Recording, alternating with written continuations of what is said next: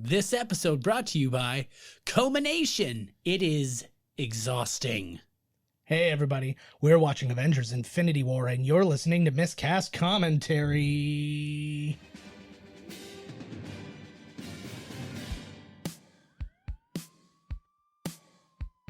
Welcome to Miscast Commentary's Movie Marathon. Before we get started, does anyone want to get out? With two guys actually crazy enough to get this done. And I have a bow and arrow.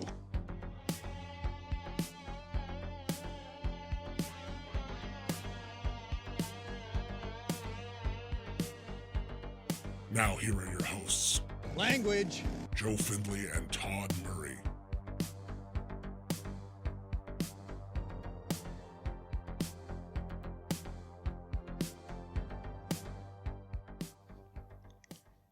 Hey everybody and welcome to Miscast Commentary. I'm Joe Findlay. Todd Tebow, the Sailor Murray. And we have culminated... Well, close. Yeah. So, well, I know the whole thing's not done, but I mean, like, everything has led to this point. Yes, it has. Essentially. Yes, we fucking made it. And the most amazing movie.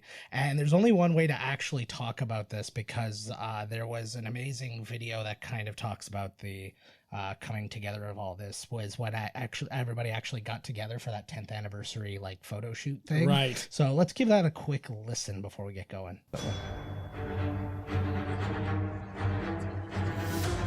It felt like being at the Academy Awards or something. Every person had been in one or all of my favorite films. You know what I mean? There was like a sea of people who I've grown up watching in one place hanging out. There's a ton of fanboying and fangirling going on in that room with each other. That was crazy. Yeah, it's a little bit like being drafted to a sports team that has a legacy of championship banners. It's a dream come true. Looking around the room, like, what did I do to deserve this? I literally am in dead center in the front row, and I'm looking around and going, any one of these people could be dead center. I mean, everywhere you looked was another superhero movie star. I think everyone was aware this was coming to a close, and we'd all been on this remarkable journey together. Thank you all for coming. Thank you for trusting us. Thank you for joining this. It's been 10 years of the Marvel Cinematic Universe. Here's to 10 more. There was huge excitement and buzz to that day.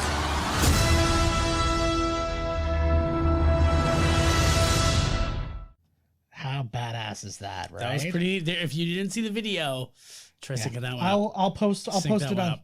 Yeah, Same thing with this one. Yeah, exactly. I'll post it online so you can see if you haven't seen it before. Everybody was there. It is fucking amazing, and it was it's special. Like you feel that you see those little moments, and of course they know how to play it up with the music. Like you see, like of course, like friggin' Jeff Goldblum like talking to like Chris Hemsworth or talking to whoever, and you're seeing crossovers of people who've never actually crossed over there, and you're just like, it's happening. It's the Nexus, and it's so cool. And James Gunn was also there. Gunn. That was cool. Obviously, it happened before he was fired, but he's hired back, so it's like that time never even happened. He had a wonderful... Did you see the thing he wrote on Twitter? I did not. Okay, this is, again, we're recording way ahead. This is still March.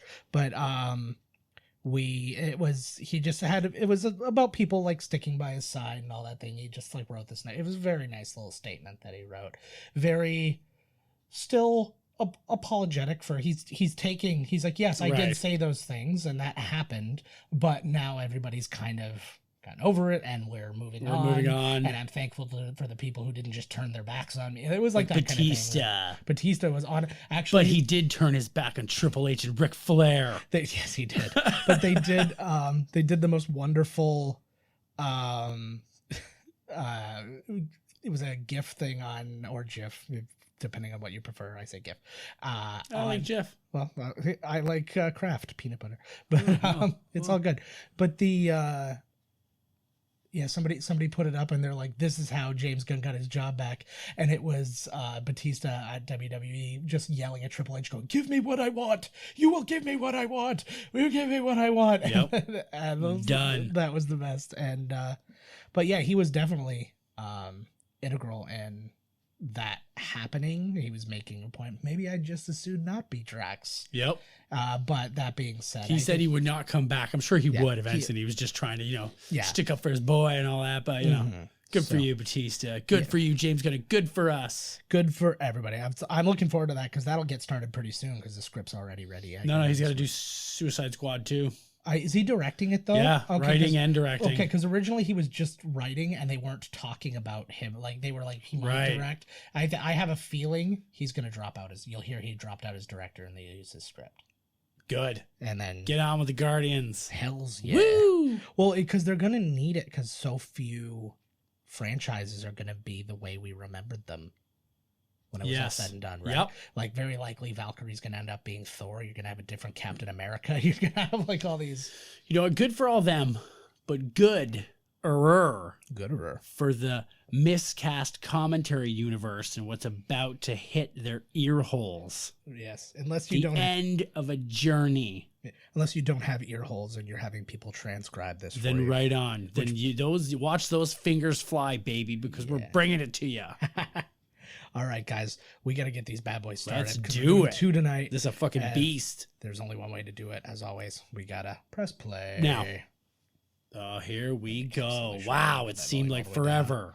And here I don't think we've seen a non-Marvel movie in we have been doing these since January. Holy shit. Just actually, our first one we did just before January. Right. No, it's fine. I don't hear anything. You shouldn't be hearing anything. Oh, great. See, there we go. Now, I'm hearing something now. Again, we feed this through our own ear holes so we can actually hear it. The voice you are hearing right now, though, is Kenneth Branagh. Wow. Who is making his own little uncredited appearance in a Thor-related scene, which I thought was a really cool thing. I am assuming they thought about that. I'm assuming it's not a coincidence where they were like auditioning. Yeah. No, I don't think so either. Guys. They just used old footage of them. You know, when you take a mashup, you make somebody say something they didn't. Oh, fuck. Here we go. So, who's this?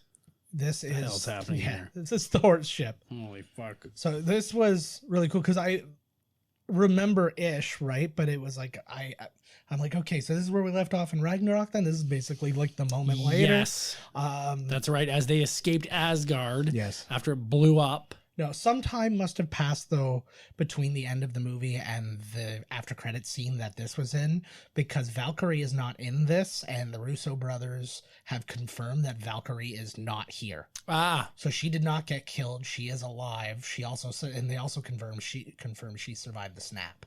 Ah. So I don't know if that means that's leading to her maybe showing up. Right. Oh, I think it will. Well, eventually she'll show up in something, right? Yeah.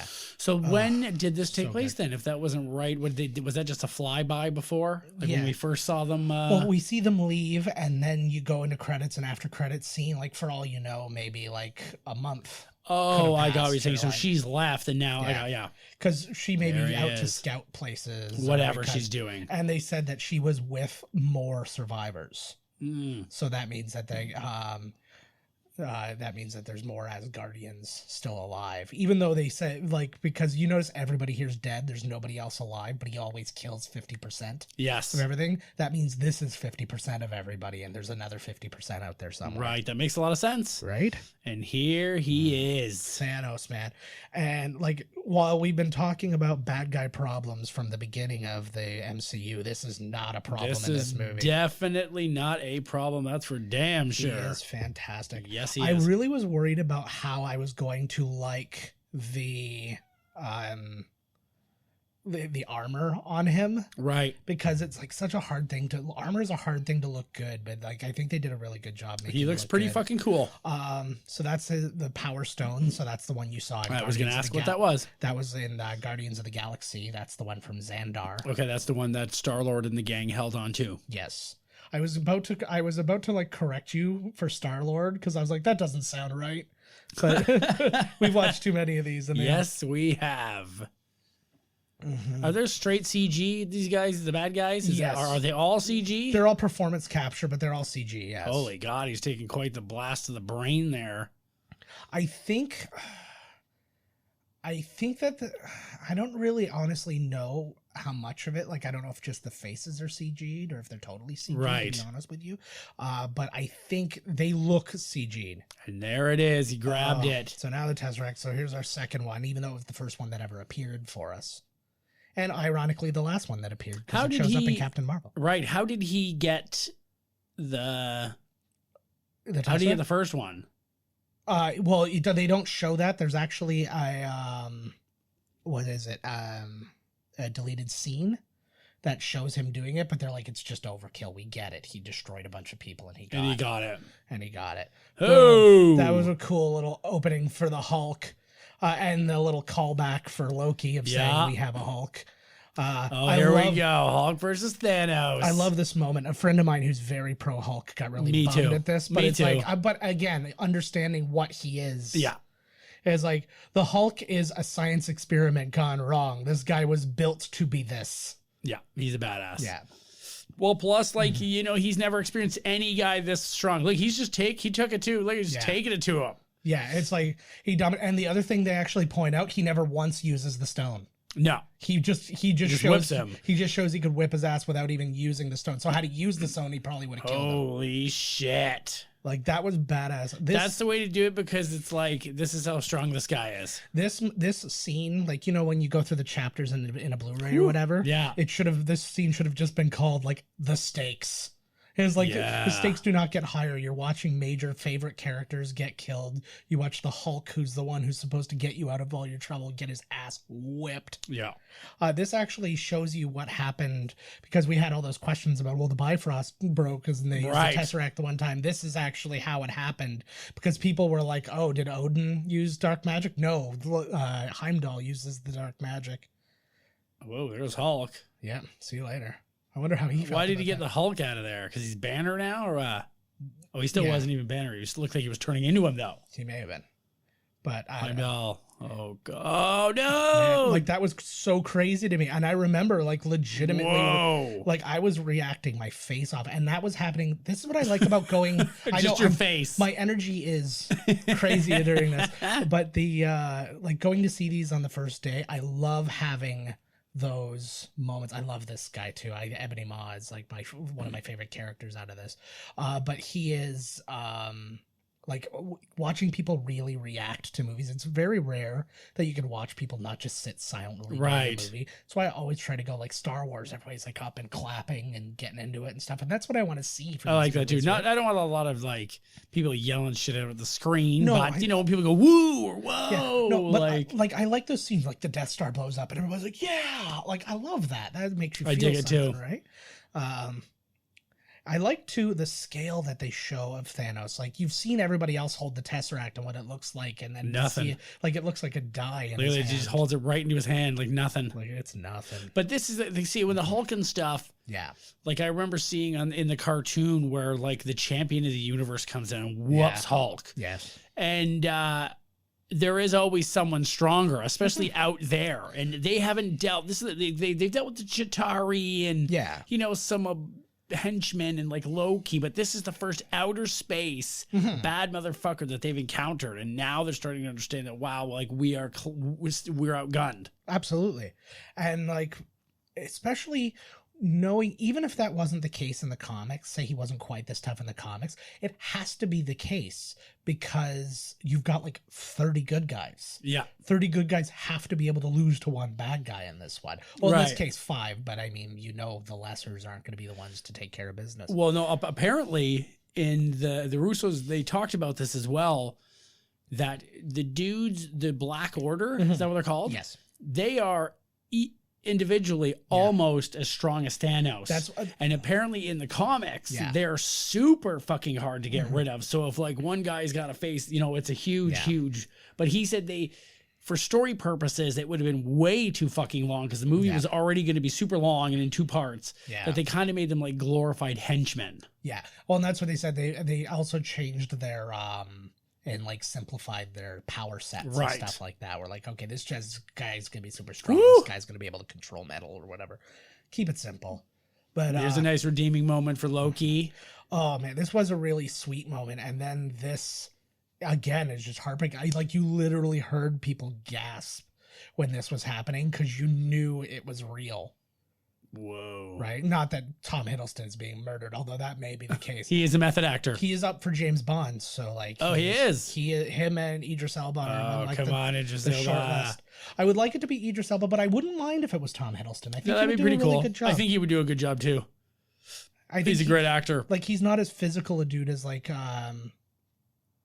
as Daniel Craig is, but he could be more of the like Roger Moore style, like more of the stylish spy. Like, that's just gross. Like, you get the hammer. You get Did the he just break his neck?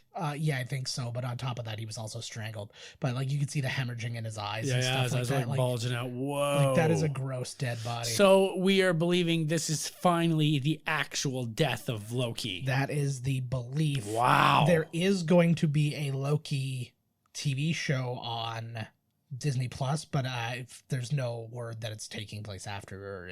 It could very well take place during the time period that Thor's not on Asgard when he's the king. Like, there's anything. I like watching this too. Yes. Holy shit. And those guys, those are badass. I had heard a lot of cool things about the Black Yes. Order and stuff, but they are all really badass during... Thor has really been put through the ringer here over the last couple. Like, I know we all had a fun time with Thor Ragnarok, but Asgard was destroyed. His father died. Loki's dead. Heimdall's dead. His mom's dead. His mom's dead. His girlfriend broke up with him. That's the worst part. That's why we mentioned that last, because that's the worst part. The girl from Mr. Megorium's Wonder Emporium left me. I only say that because that was on. What an opening sequence. Like, my God. My word. I've got my research. There was so much like content as far as trivia that I didn't get it in order. So I'm going to be like jumping all over the place in this one. The one thing I'll say right off the bat, just because we've talked about it a million times, actually, I did mean to find a clip. I may try and find it in a little bit, but the, what's it called? Tom Holland was not allowed to read this script. Understandable. What's his name? Mark Ruffalo shouldn't have been allowed either. No. Well, actually, apparently he also wasn't. He did not get the full script. Course. He got his portion of the script, but he didn't ruin anything till after he shot the movie, and that's actually the clip I want to find in a little bit. So the idea, again, if you're thinking timeline instead of like when these things were released, Doctor Strange started like a couple of years ago, so like he has been at this now for a couple of years, right, since he has stopped Dormammu, so that's why he's like that much more powerful and that much more confident and all that stuff. Every time this song comes up, it still hits. Wow, man. How much time we have? We only got like a month or something. Yeah, man. It's like a month. April 26th, so it is currently March 18th, so yeah, we're getting there. So 5 weeks. And we're putting out like 7 movies in the next 5 weeks. Mm-hmm. So you guys are welcome. So right off the bat too, and this is one of those things, because you assume that people like Pepper and stuff like that are going to kind of get thrown to the side. Like when Ocean's 12 came out, and like or Ocean's 13, and like Julia Roberts and Catherine Zeta-Jones weren't there anymore. They're just like, don't have time. We gotta get to the nitty gritty. Yep. And I think everybody would have understood, but I think that that's just how much they respect everybody. Everybody gets their piece. It's crazy. I cannot believe that they were able to pull this movie off so successfully. I said leading up to this movie, I was like, I'm going to keep a very low bar for it, because what I'm expecting to happen is impossible. There's no way everybody's going to get the equal time. Yep. Somebody's going to get shortchanged, and I don't want to be upset about it, because I have to understand there's just too much going on. And they paced it in such a way, like they don't have all equal time. That's a thing, but like they are it's so paced well that it feels like you could like to the minute have everybody is like within a minute of each other. Is this technically count as like the biggest production like ever? Yeah, its budget is, because I've got its budget here, and its budget is like way out of like the world, but there's it's the budget says $362 million, but that wasn't both. That was for both movies, not including any reshoots or like, that's actually not like bad. That seems like they saved the money every time they make one of these movies. It's like $200 million. Well, when you shoot them together, it does save money, because you're not like. The actual overall shooting time is considerably smaller. Right. So smarty pantses. So this is probably the most cogent explanation of the stones that you get during the entire thing. You get a pretty good explanation from the Collector, but this one is like the absolute thing, and you can actually see they actually sort of lay Which out. one do you think tastes the best? We've talked about this before. I always go blue. It's that blue rat. I'm always I assuming think it's that purple blue one looks raspberry. neat. Boom, and the Times. Oh, there you go. Green. Ooh, lime. What is your? There you go. I was thinking apple, to be honest. Lime apple. Lapple. There it is. I was thinking about this, and now it's gone. No. What are your thoughts on them changing the term Infinity Gem to Infinity Stone? It enrages me. Yeah. You know how I have entire blogs dedicated to this whole thing. I scream at the night. Yes. I cut myself. It's just like, I've seen people make a big deal out of it. Not like out of this thing, just like a why did you bother changing it kind of thing. Right. And like, that's kind of like... That's because Fox owned the word mutant and the word gem. Yes, because they have gem in the hologram. Yes. That's right. So yeah, it's just one of those things that kind of sits with me the same way that like Harry Potter and the Sorcerer's Stone is. That's only in the US. Everywhere else in the world, it's Harry Potter and the Philosopher's Stone. Right. And they changed. I don't know if they just changed it because the term philosopher has nothing to do with magic, and they really wanted to nail down that this was magic. And right. Just like fucking deal with it. It was already a very popular book by the time the movie came out. I think people get the idea of what's going on. If that doesn't, the trailer certainly will. Yes. This is a nice interaction right here. Oh, they're so amazing. He just called Tony Stark a douchebag, and they argued over which flavor was better. Apparently, the Hulk one is better. Mm-hmm. Yeah, that was the Hulka burning fudge. That's right. Yeah. He's like, this was Stark raving hazelnut or something. Yeah. It's so good. I love that too. He's like, I can't find Vision. He's like, you lost another super pod. Nice. I See, thought this it was is Steve Rogers. Is that what you just said? Yeah. Well, no, he said, can anybody find Vision? Right. He said probably Steve Rogers. But I like this too because there's like a lot of catching up to do because it's been basically the end of Avengers 2 end of Avengers 2 kind of leads into Doctor Strange in a timeline thing because he's been at it for a couple of years. So that means that whole time these two haven't spoken to each other. And he knows nothing about what's been going on. Yeah, he's been Hulk for a long time. God. He's been hulking out. You can see Mark Ruffalo's face just like, look at me act. I'm acting in it. Like, he's like, I'm in a movie where I play the Incredible Hulk, but I'm going to act in your fucking face and you're going to love it. Fucking A. Mm-hmm. You better get your buddies back on the phone there, bud. Fire up the band again. You got it's touring season. Flip phone. See, this is actually Captain America and Tony Stark are the difference between you and me. Yeah. That's basically it. Yeah. It's like, I have to have a flip phone so I can contact you. You're a billionaire with all these tech gadgets. I was cryogenically frozen, super serum, all that shit. 8-year-old girlfriend. Yes. Oh, yeah. The only thing that's true about, the only similarity between me and Captain Steve Rogers is that we both bang 90-year-olds.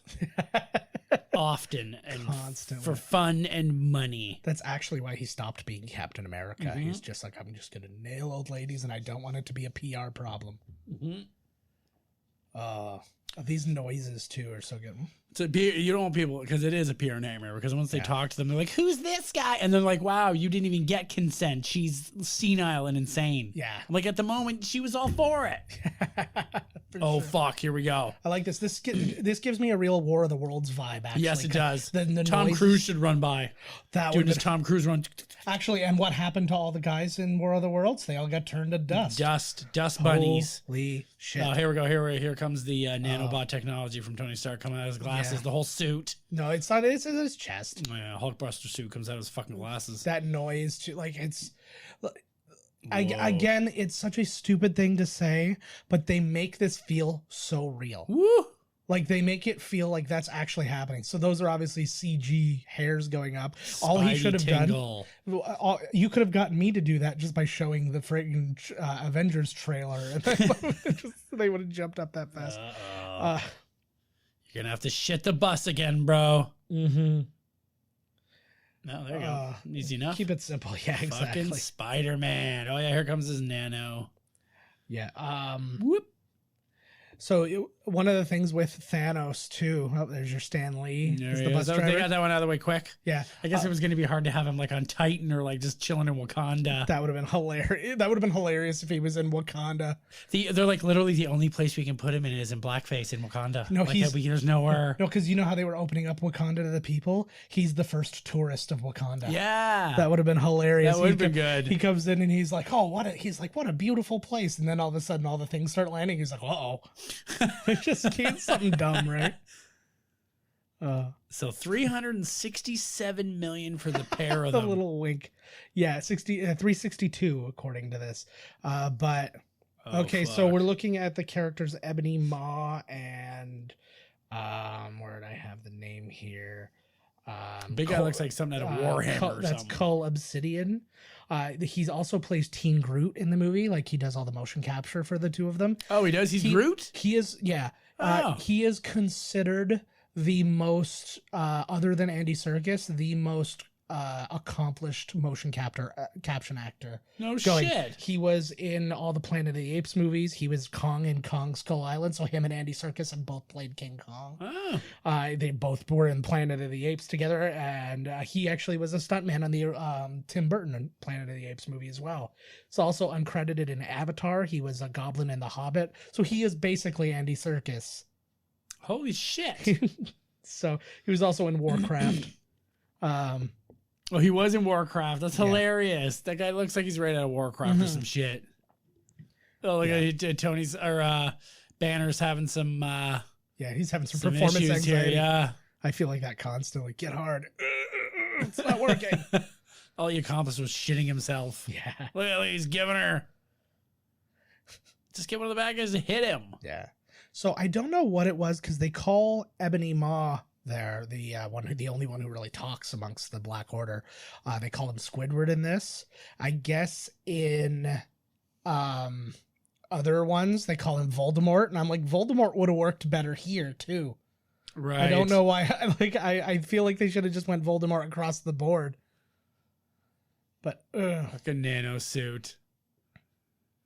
Yeah, I would like to read. I wonder if there's a whole. Boom. Yeah. You know how they put all the comics together in like one big thing? I wonder if they have all this in the comics because it was across all these different comics and it was a all mixture this shit. There's a mixture of Infinity War, Infinity Gauntlet. There's a couple of other ones too that they took like just pieces from, but Infinity War, Infinity Gauntlet are the bulk of it, right? And that's why they thought Endgame was going to be called Infinity Gauntlet because they thought they were paying homage to those two very specific things, right? Boom! Whoa! Already, just like action is off the chain. This fucking thing just started. I like that they sent him away and already he's like, "Oh, you're back! Like I'm back with you." Because I want to just read really how who takes these guys out in the comic and how badass they really are. You know what I mean? And what it takes. Because they're so fucking badass. They are really badass. I have no answers for that, actually. There was a lot of, like, what happened in the things. The Russos, they actually talk about, because I had a lot of questions about why the Hulk doesn't come out. And there were things like, is the Hulk afraid because he lost to Thanos? And, like, all these types of things. Oh. He's literally not coming out according to the Russos, he's not coming out specifically to spite Bruce, because he doesn't want. Yeah, he's tired of coming out when he's he's tired of being used. Yeah, and I'm like, at the same time, I'm kind of like, that makes Hulk kind of an asshole because the stakes are kind of high here. Yeah, exactly. Well, he's like a big child. That is true. So you saw him in Thor Ragnarok. Mm-hmm. Boom. So we just saw how cool that was as far as like Spider-Man catching. I love watching these guys work together is cool too. Oh, I got him. They confirmed too that Wong he did not fall victim to the snap and he will be present in Endgame. So, but it's amazing too, to really see again, nobody's more powerful. Well, I mean, there are people, but I mean, it pretty much doesn't get more powerful than Doctor Strange as far as what he can do. I agree. And that's why they're saying even now he's even that much more powerful because he's been at it for a while, but and to see him just kind of get like beat on pretty quickly. Well, these guys are good. Now, this guy's a space wizard, for fuck's sakes. That's the truth. It's like, ooh, goddamn space come on, wizard. Cape. He looks like he would be like a dark Jedi and like some kind of like spin-off. I can totally see that. That's, yep. Was he unconscious and the thing just saved him? Yeah, the cape took care of him. I love that too. Their relationship is so fantastic in this. I actually learned a lot about him in this movie. Surprised Spider-Man didn't see that coming. Yeah, I know, right? It's all happening very fast. Ooh. Oh, he's taking care of business. He's... the fuck is that? Oh, shit. It's a tractor beam, man. That's the only thing aliens have going for them. Yeah, but like seriously though, like this is a huge fight scene. I'm hoping that in the next one we have a really good, like a couple characters. That was fucking awesome. That was such a great idea. Yeah. Whew. Oh, this is gross too. Like the way it moves. Does he come back later though? Yes, he does. He gets his way back. Yeah. Well, they can find each other. Like Hulk definitely needs a nice, scene of, we haven't seen the Hulk. Yeah. You know what I mean? Like, fuck, he needs a good rumble scene. Like right there, I was expecting the whole movie. I'm like, where is he? Where is he? And the best part is because you get the lie. Because the trailer, they went so far out of their way. I actually have the information in here. I'll try and find it. But I've got like literally 17 pages of notes. Holy fuck. Yeah. But one of the many things they decided to do was lie to you a lot in the trailer. Right. That's good. And so like one of the most iconic scenes is when Hulk's running with all the Wakandans. Now we know that to actually be the Hulkbuster. Right. But But it was just it was just one of those things. They didn't want Hulk to not be there because then everybody would be questioning, where's the Hulk? Just like they should always be doing with Poochie. Where's Poochie? Oh, I was like, what? I was like, where are you going with this? He's got the new suit on now. He's got his space. Nope. Well, yeah, he's still wearing it, but he's gone. Yeah. Okay, so here's some of the other things that were in the trailer but didn't happen. In some of the fight scenes, they removed some of the Infinity Stones from Thanos' glove, so you don't know that he has them all. Right. The scene on Titan, they put a jacket on Iron Man, so you don't know that his armor's destroyed. It was just like stuff like that, and I was like, that's pretty cool. So they spend money just to misdirect you. And you know what? I love it. I know, it's cool, right? Because you get to experience something and be all jazzed, but I wasn't disappointed that those things didn't happen. I was just like, whoa. Right. Like, I agree. This thing's pretty fucking badass. What the hell is this thing? I do like that as a ship. Looks like a big, particle accelerator, some kind of friggin' atom smasher or some shit. It's like the it looks like a giant space unicycle. I was gonna say it's like the CERN super collider has been turned into a ship or something like that. I'm gonna go back. Only one person knows how to use this. This movie is a big flip phone commercial. Yes. I mean, see, look at what you could do. The Avengers use flip phones. They don't use this $1,000 piece of shit. Yeah, I think it would have been that much better if it was like the original Nokia, like the brick, the first like. Yep. I love that phone. I know a guy who still has that phone. It's not his regular phone, but it's a working phone. I want to get one. I'm sick of this shit. Oh, I forgot all about them. Yeah. The Russo brothers, I guess, in the commentary, they make fun of using title cards in movies and stuff, and they did that exactly as that moment come up. We're in space. Oh, right. So this is cool. And again, I think the way that they flip tone and stuff like that in this movie is like out of this world, because like literally we just went from like a holy crap, everything is so bleak, and then to a bunch of people just singing and partying. It's having a good old time floating around. There's Teen Groot. Oh man, they said I can't remember I think they said there was like 900 shots in this movie, and that like 800 of the shots required some amount of special effect. Holy fuck. So it's like, this is an undertaking. These dudes, though, these Russo brothers, man, they know how to make a movie. Yeah. That's for sure. Because I actually think $367 million for these two movies are a fucking, that's a steal. Mm-hmm. I was listening to the podcast Unspooled, where they were talking about the big blockbusters of the year. And this one, they were talking about, because they do the top 100 AFI movies. Right. And they were kind of like laying down like which ones had a shot from the top 20 movies of this year of maybe being in the top in the AFI top 100 one day. And they recognized that like a superhero movie has to crack the top 100. Right. It's like, if for no other reason, just its representation of its dominance of cinema for such a long time, right? So they're like, which one would it be? And they're like, not Avengers. It wasn't good enough for when you compare it to these other ones and stuff like that. Right. And they're like, watching this one isn't really fair because so much has happened leading up to it that it was like, it's almost like an inside joke if you only see this and you didn't see any of the lead up. So they landed on Black Panther being the one that had the most likely chance of being the one that would I don't think that's a bad guess. No, I don't think so either.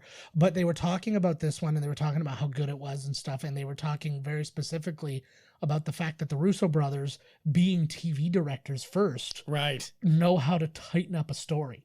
And and that's what they said. They said this movie is almost like, it's like 2.5 hours long, thereabouts. And he's like, there is not an ounce of fat on it. Right. It's true. Mm-hmm.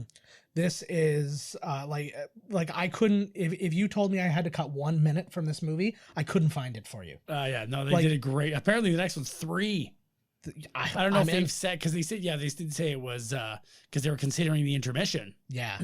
Yeah, I'm in. I don't even care. This is funny here, eh? And I think it's dumb to even think about offering an intermission for a nerd group. They're gonna sit. Oh, of course. Not only are they gonna sit, some of them will probably sit twice in a day. Oh, hell yeah. So there's a slight chance. Oh, most of the MCU fans are used to sitting all day anyways. Mm-hmm. Right? What the hell? That's what we're doing. I remember this was one of my favorite shots from the trailer, was because this was the first time you really saw a real colliding of worlds too, right? Where you're like, oh shit, Yeah, so there it is. Wasn't that also one of the last scenes in Guardians of the Galaxy 2 where they run into him? Or was that something else? No, last scenes of Guardians of the Galaxy 2 are... No, they don't run into each other at all. Like, maybe I'm just thinking the preview. Did they show him running into him in the preview? Yeah, in the trailer. Yeah. That's why I said this is my favorite shot in the trailer. Oh, this is a lot of interesting...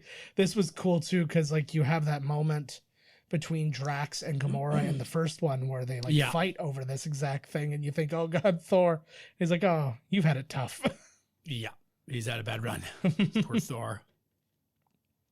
I love this because you think something's gonna happen, and he's just like, oh, it's rough, eh?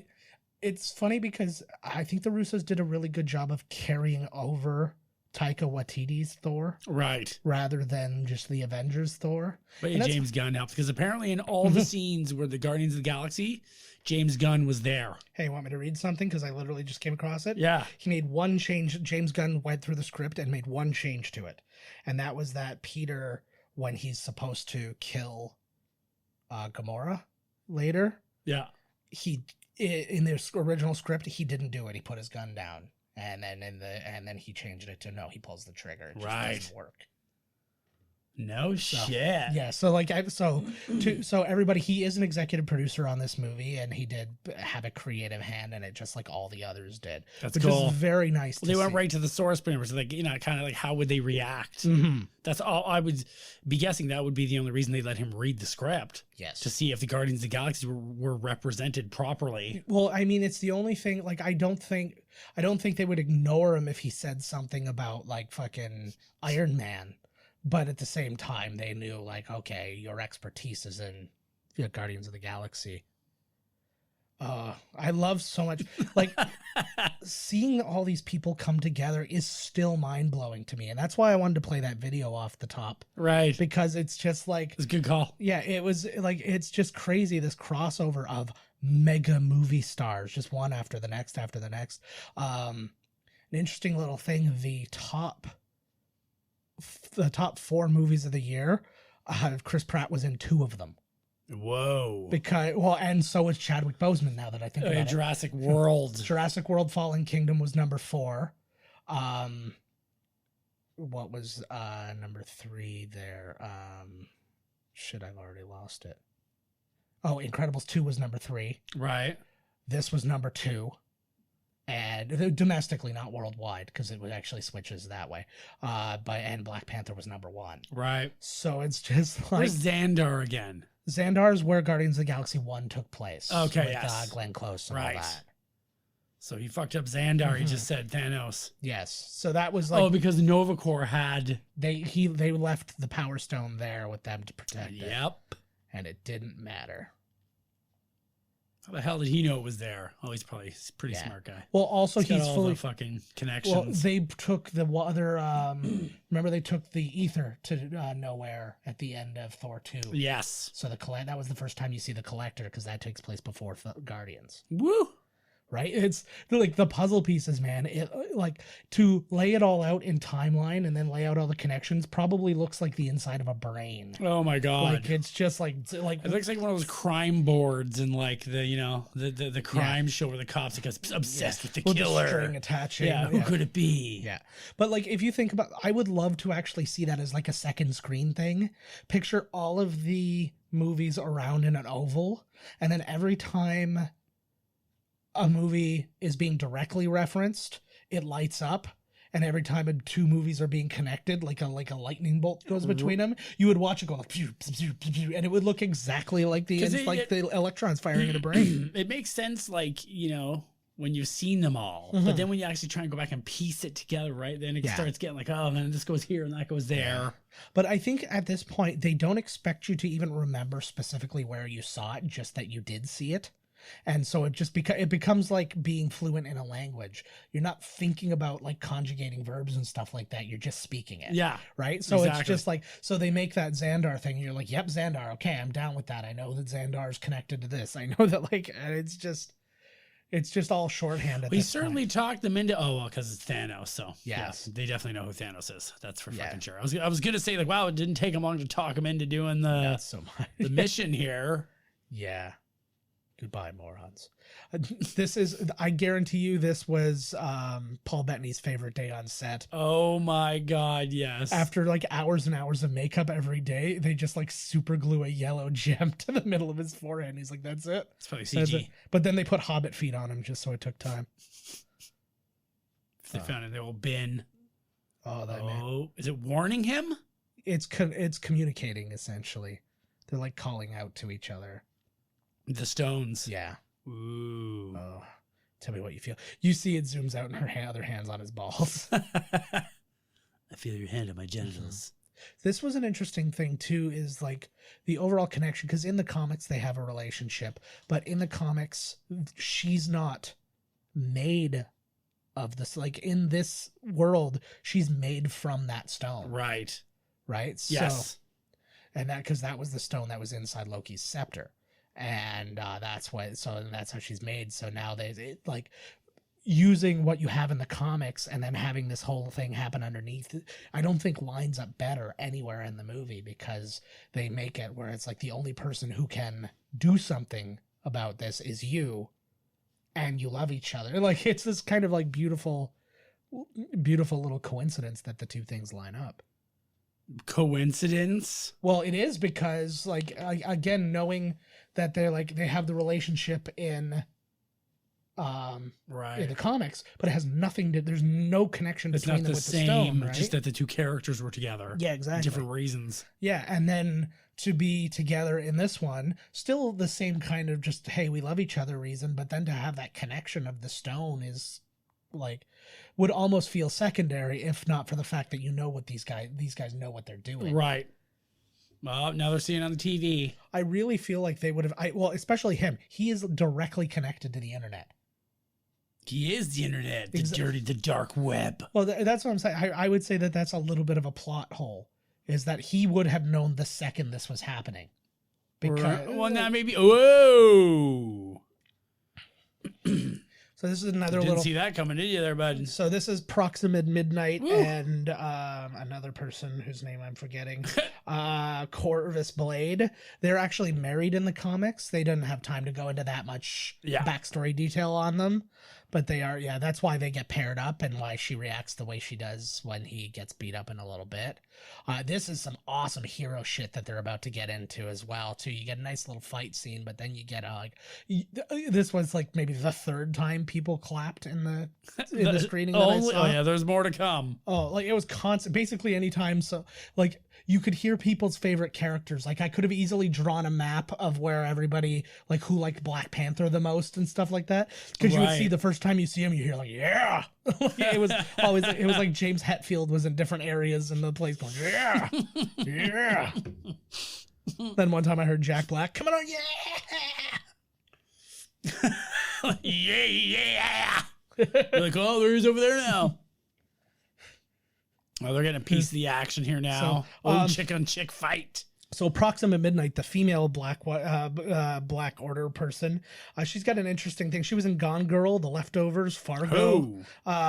She was in The Sinner. But the interesting thing, she's going to be the, for lack of a better term, she's going to be the Sigourney Weaver in the new Ghostbusters movie. Oh, no way. Yeah, she's, I guess it surrounds... The CG lady. Yeah, it surrounds a single mother and her kid are like the ones being haunted, I guess, in the next one. Right.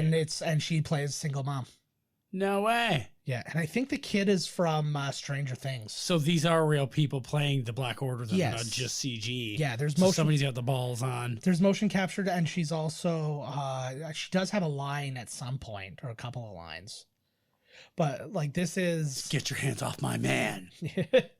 He's like, finger me one last time. She starts sticking a finger in her like weird wound. Nope. They are. See, it's too bad we don't get any Hulk.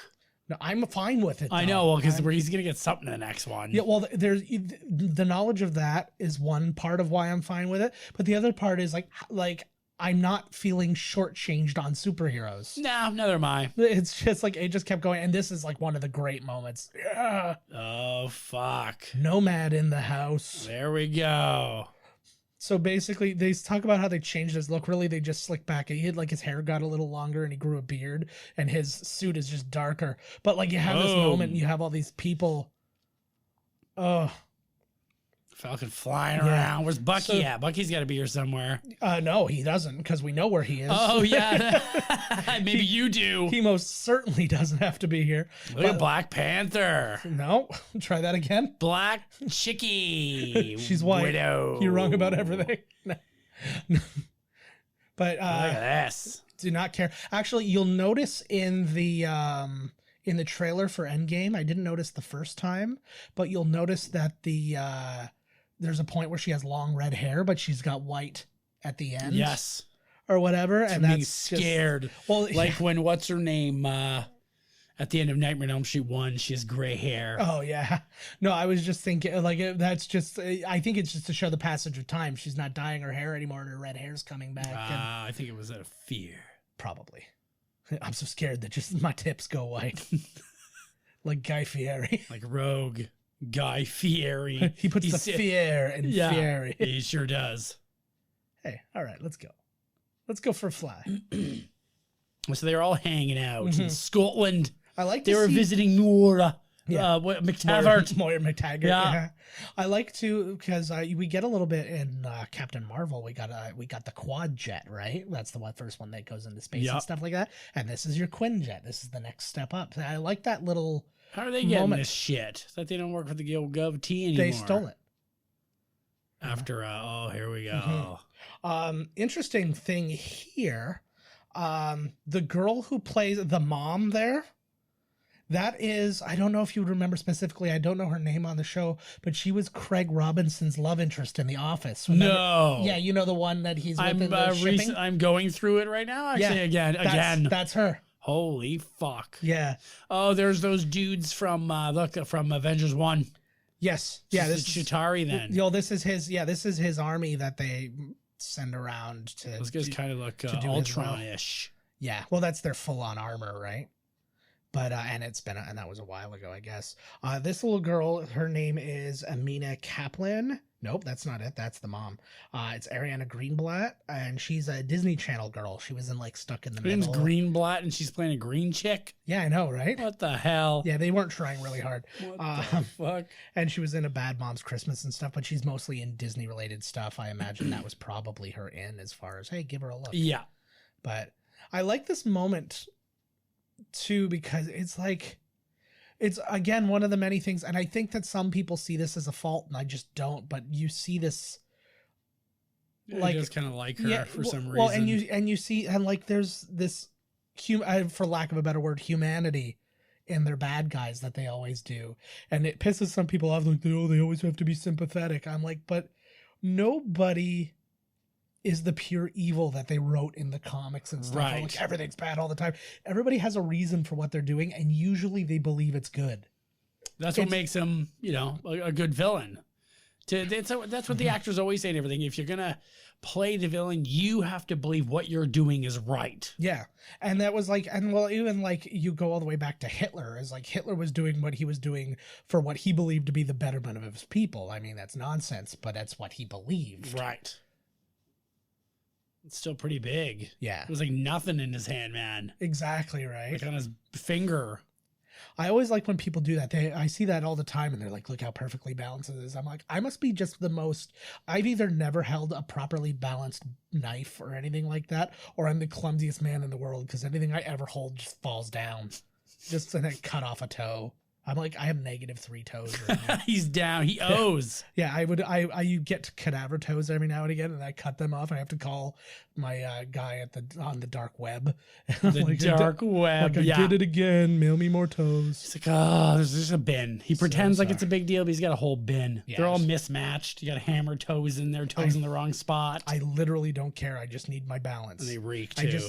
Man, what a foot stink. Well, some of them are older than I am. And you're constantly at Foot Locker trying on shoes. Yes. And demanding they help you. Yeah. That's their job, god damn it. Do you have a size 11 shoe where the big toe accommodates a size 12? Yes, we do. I think this is Shaquille O'Neal's toe. Shaq toe.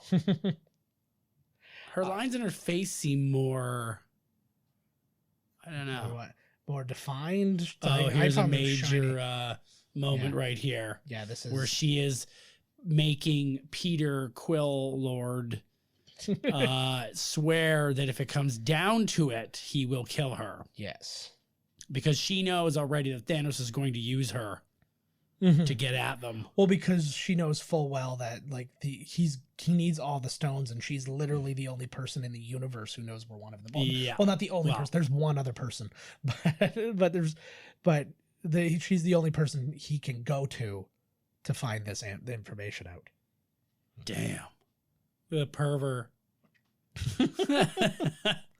I love it, and I love that they're not afraid to an hour. They literally just showed a genocide and then have no problem going right into a comedy. They're like, yeah, we're going to have a little joke here. You're just going to have to lighten the mood up a little bit. Mm-hmm. They don't want it too heavy. Oh, but it's brilliant, man. It's just like,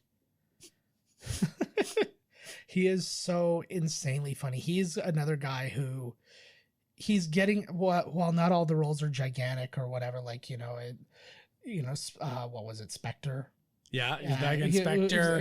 He was in Hotel Artemis. Yeah, that's exactly what I was just going to say. He's in Dune. He is in the upcoming Dune. And he's also going to be at WrestleMania 89 fighting Triple H. Oh, nice. Oh, they're going inside a big old head here. Going back into nowhere.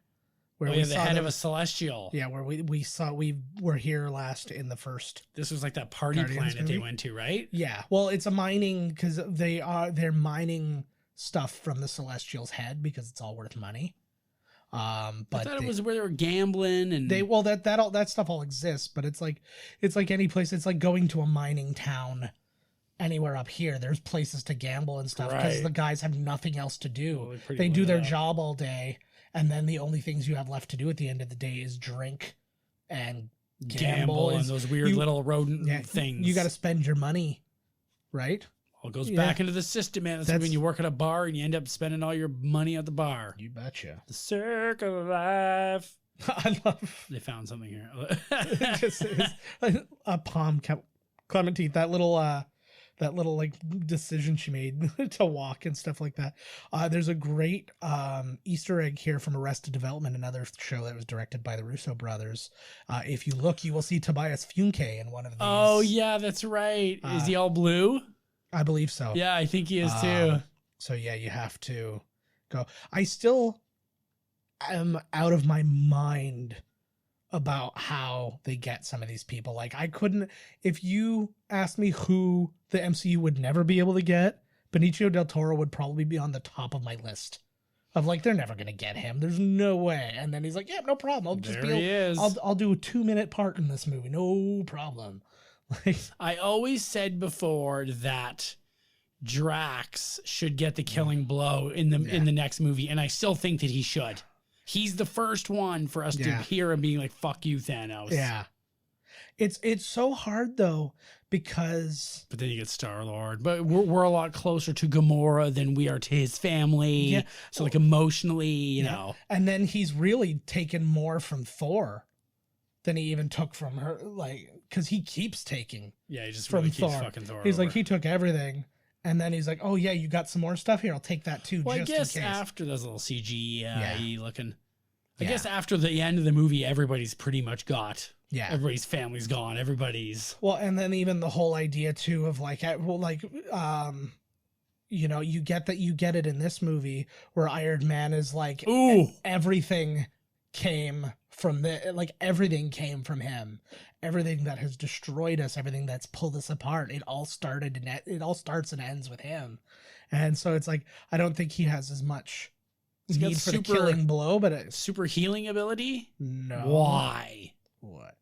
I like that too, because I didn't believe it was happening, but at the same time I still had that moment where I was, whoa, Nelly, like holy shit. And then this part here, the Benicio line is the best.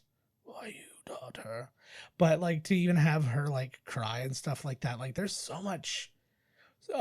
Again, the stakes are so different for so many different characters that it's like almost impossible. You're just like, how do you think is going to get the killing blow?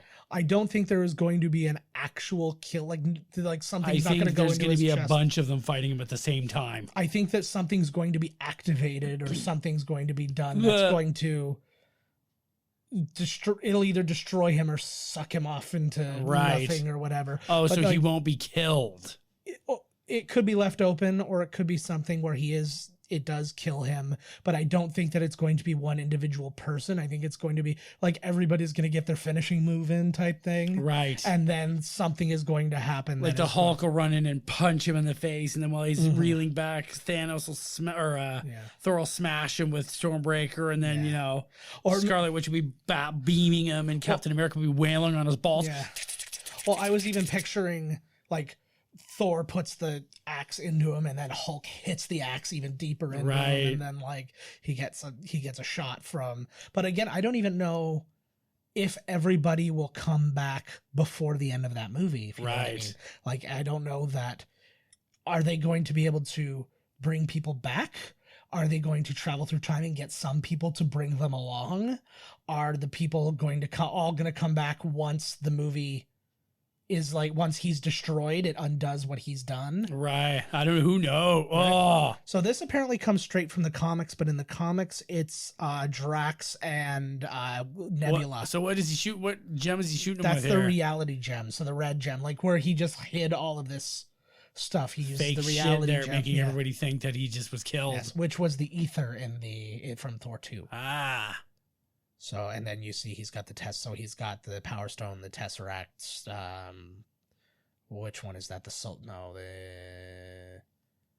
Space Stone. The Sorbet Stone. Yes. It will give you any flavor of sorbet whenever you want. Amazing. He squeezes his hand, and then like a cone comes up, and he just starts licking. Have a sorbet. Because even out there in the galaxy, they love it. Really cleanses the palate. Here it is. Mm-hmm. So apparently, for fight scenes in the movie with Josh Brolin, because he's on set acting and doing his motion capture and stuff, they actually had to put a big foam headpiece on him. Right. Because not for any kind of reference, but because when he's fighting people, they couldn't have their heads so close to him for animation purposes, because Thanos' head is that much bigger there before it would like overlap their head. Right. So they had to have something where their heads couldn't nothing could get that close to him. So he was wearing this big. Everybody has to wear a giant head, or just Thanos. Just Thanos, because his like fucking head, his ego. Well, basically, they just needed to approximate his size so that like they could reference it, right? So this is the scene that James Gunn had his hand in, where he was supposed to pull the trigger, but he wouldn't in the original one. And then you get the fact that he pulls the trigger is so much better. And I think that it was the right move on James Gunn's part, or it was the right suggestion. He did it. Mm-hmm. Yeah. Oh. Gone. And look, whoa. My 4th goosebumps in this movie, and this is my 5th time watching this movie. I think this is only my 3rd. So I mean, like I watched one like at an event where people, you know what I mean, you weren't really watching the movie or just kind of.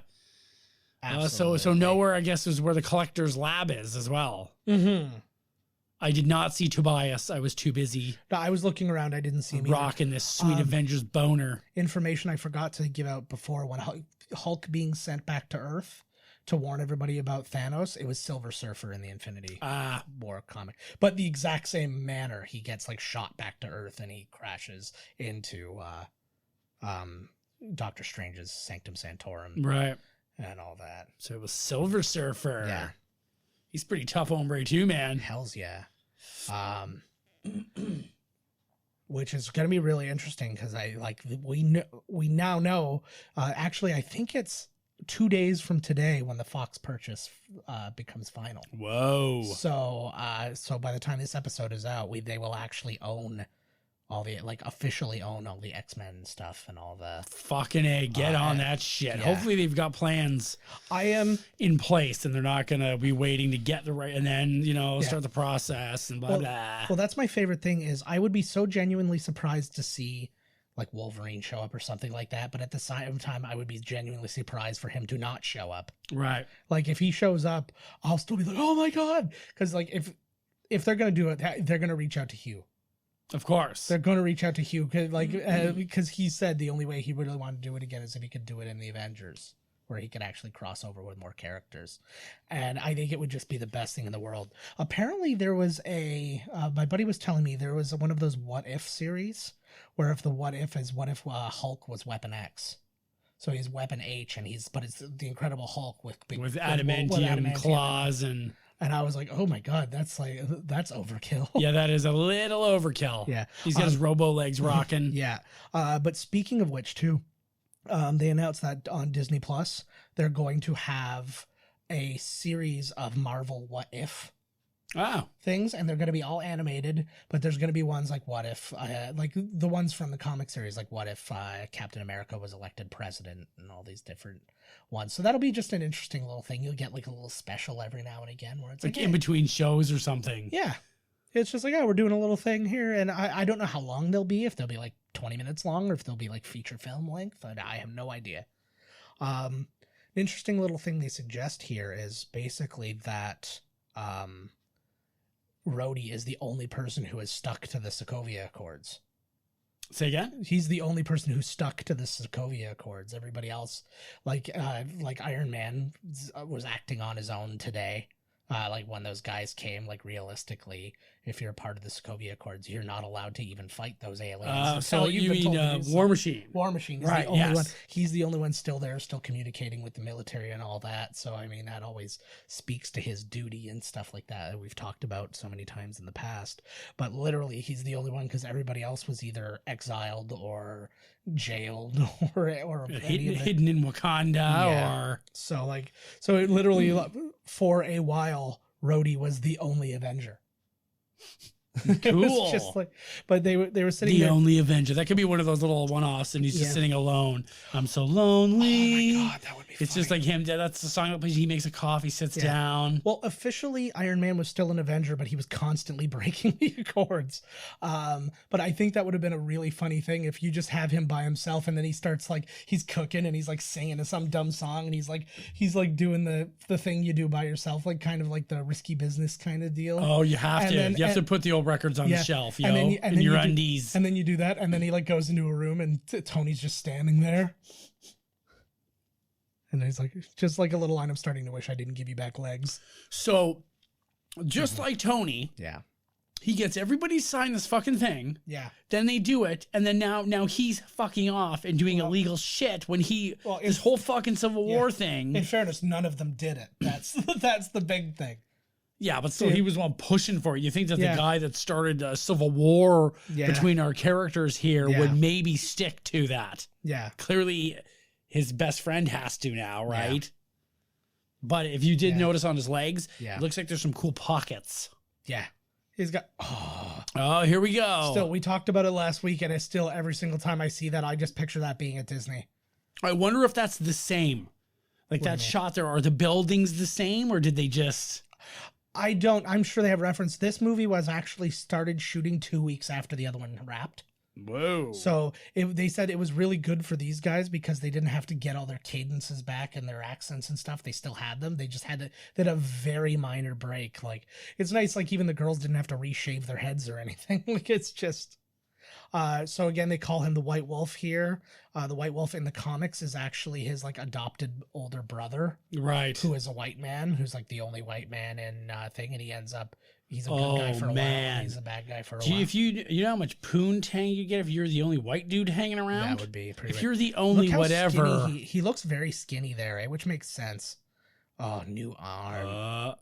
See, I love that too. He has such a broken down like Vietnam kind of thing. Like, he's been through such horrors, but he's like, all right, more murder, I guess. Well, he knows. He's kind of like he said, buddy's had enough time off. It's a little bit Rambo. Well, it's the kind of thing. He's like, you can't sit. Yeah, you can't solve your problems on your own time now, bud. Mm-hmm. These are cool too.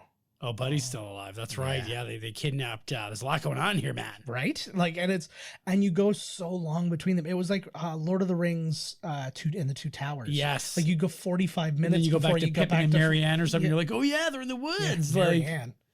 Pippi and Marianne. Mary Poppins. Mary. What? Marion. Miriam. Mary. Pippin and Mary. Or Mary Addock, if you're so inclined. I've seen that movie. I've seen it. We watched it here, baby. But we talked through that. He looks good. That's good special effects right there, man. Yeah. I really liked the thing, too, they did when he tried to, Ebony Maw tried to grab the thing. He got the Raiders of the Lost Ark burn on his hand, like, because it burned his hand. Oh, yes. So that was just a little Raiders of the Lost Ark moment. Oh, I like how Doctor Strange's cape is kind of fucking around on his own. Mm-hmm. I still want, I want so badly just for somebody to CG a guy in there, and I want it to be like a comedian, and it just give him lines, just like where he's like now just going around. He's like, oh man, I can't believe this shit. Like, it's like, it's gotta be Kevin Hart. Maybe a background guy. Oh my god. Oh yeah, I was thinking maybe Gilbert Gottfried. What a fucking catastrophe! Oh my god! Exactly. Right in the cunt. Right that's in kind of stuff the cunt. That is something like. It's not something I would say, but it's something he would say. Playing a character. Mm-hmm. I read an interesting thing that I did not know about Joss Whedon. I don't know exactly how true it is, but it's what some cast members have said.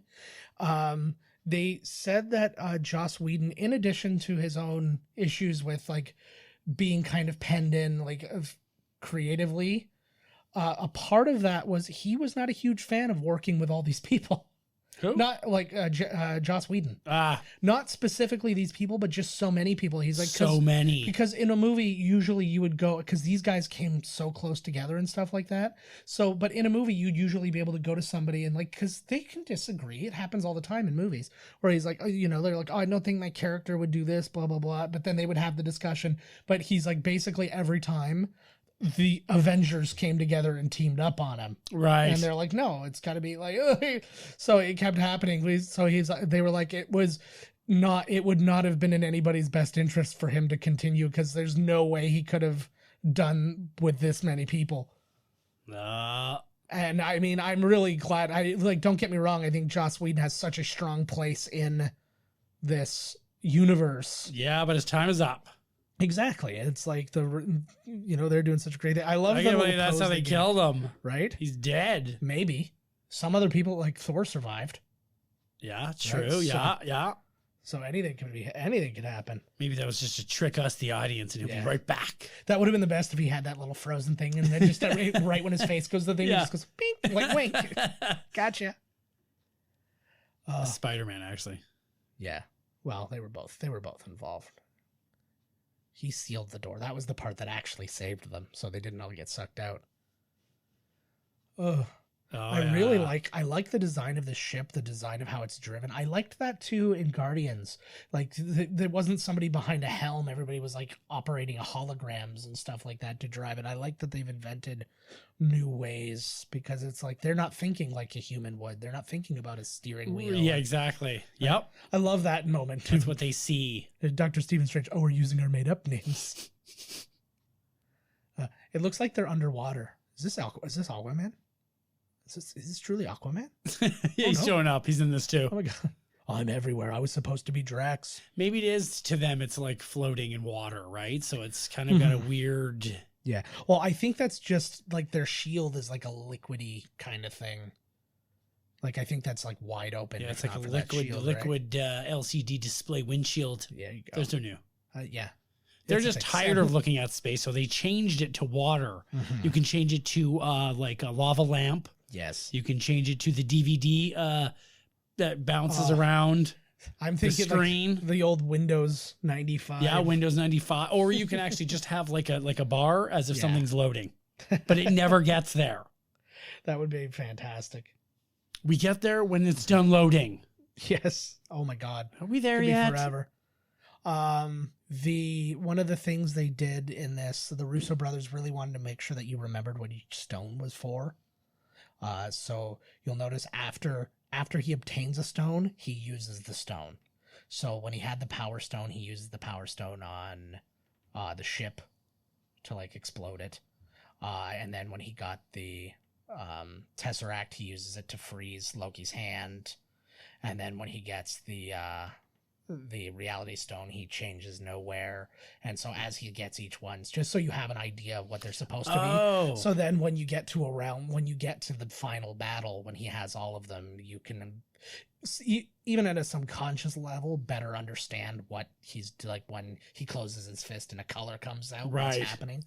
That was really neat. It just showed that circle thing, you know, that they were traveling in from Earth. Like there's a shit ton of them, and they all click into the. Looks like a coaster holder or something, right? like you get a bunch of them in there. Yeah, that's pretty cool. Fucking ship is huge. Yeah, it's not small. Fuck your yogurt. Man, that was the best. Probiotics are for pussies. It was the sherbet. He used the thing. Oh, yeah. It was. I said soft ice cream, not sherbet. You really get a lot of human in his face. Like you see a lot of Josh Brolin in there. Yeah, which you see his eyes when they do close-ups of his face. You see his eyes. Yeah, but you didn't get that in like the first time you see him at the end of Avengers. Like, because again, they didn't really have a design in place yet. They were just like threw him in type thing, right? So it's neat to see how much they've actually given him, and I feel like that must have been amazing for Josh Brolin too, just that he could. So he just likes to sit down there. Ain't even nothing going on, man. That's the thing I kind of love about Thanos, is he's like, I'm just doing this mission thing, and the rest of the time he's like, I'm just sitting in a chair, trying to find some peace, watching old Married with Children reruns. So yeah, this movie came out 5 days before the 10th anniversary of Iron Man. So can you like imagine, we've been through all these movies and it was 10 years, and we've done them in the last 6 weeks. Boom. 5 weeks. We crammed 10 years of talking into this short, amazing, unfucking-leavable. Think about that. Wow. And all of we've aged. Yeah. Oh God. But think like all of the speculation, all of the trivia, all of the reaction, like all of that, just we're cramming it into 2 hours at a time. Jam it right in.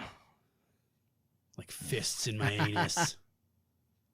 Oh, now he's explaining. So what is his whole hard-on with killing half the universe? He explains... I think he's doing it right here. I think he just explained a little bit over there. The biggest part that he explains is actually when he's on Titan, when he talks about his world was dying because of overpopulation, essentially, and he said his solution was killing half of the people dispassionately. So it's not like because you were the rich and powerful you got to be exempt. He's like, you guys are gonna die just as well as the poorest people are gonna die. And they all thought he was crazy, and then naturally the world died. So now he's just doing it to the world to save them from not making the right decision, essentially. Right. Which I totally get. I don't want 3.5 billion people to die, but could imagine like the things that it would actually help if it happened. It was like overcrowding, crime, fucking food shortages. Yeah, but it's not like every planet is probably not. Maybe he's only doing the 50% of planets that are overpopulated, or is he doing this everywhere? So like maybe you have a planet where they're not overpopulated, they're doing great, and he just took 50% of the people. That I couldn't or whatever. Yeah, that I couldn't answer.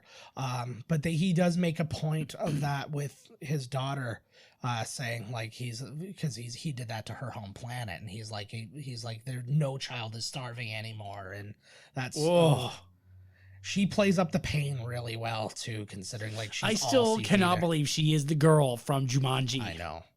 Oh, so good. I know. Like, well, talk about good makeup people. Like, holy shit. But I guess when it's just all makeup too, it's really hard. So here's a question before I forget. Yeah. Is Thanos' relationship with her the entire time so she could find the Soul Stone for him? Like, did he take her off that planet from the very beginning, knowing that eventually he was going to do this, seeking out the stones, and he could use her? I'm going to say no. I'm actually going to say that he didn't even think about finding the stones until later on. Right. Because otherwise, I think that he, rather than going from planet to planet and killing everybody, he'd have been spending his time looking for the stones. Oh, if he could just do it in a snap instead of... Oh, so he's just taking the easy route. He's being lazy. Yeah, exactly. So, well, but at the same time, I think he believes it's being merciful. He's like, then I don't have to go and butcher people, and I did, and like pull just break apart into leaves. Yep, it's kind of how I want to go. No way. But I want to be ripped apart by ravenous, naked tribeswomen. Yeah, but I think that I think essentially, oh, good God. And you can see, I like that they did the effect of, you can see which ones are lighting up when he's using a power. Like, he's not using the redstone right now. He's not using the reality What's gem. that one again? That's the reality gem. That's the one where he can, like, change reality. But... So what's with the scratches on his face? Is that also the cat? We're going to find out later that it was also Goose. That's amazing. Watch his face.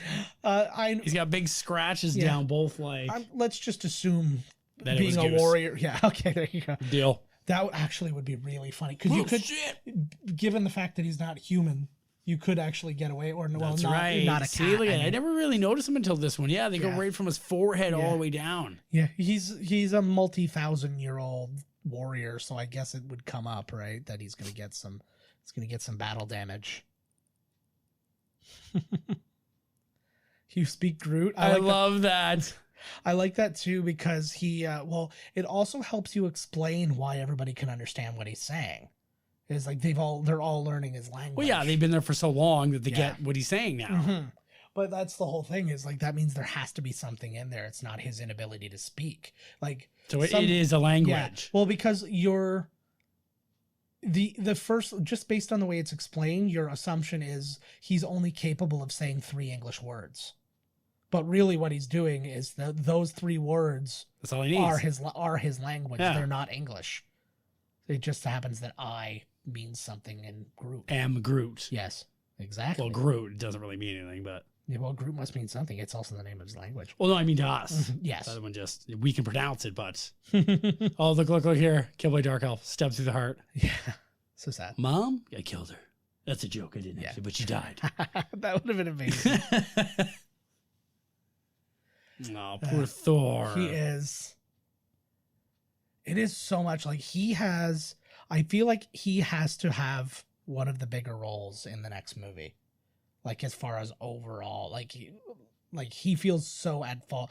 Not only because he lost so much, but then he failed to kill him when he could have. Yeah. Like, he had him dead to rights and he just missed.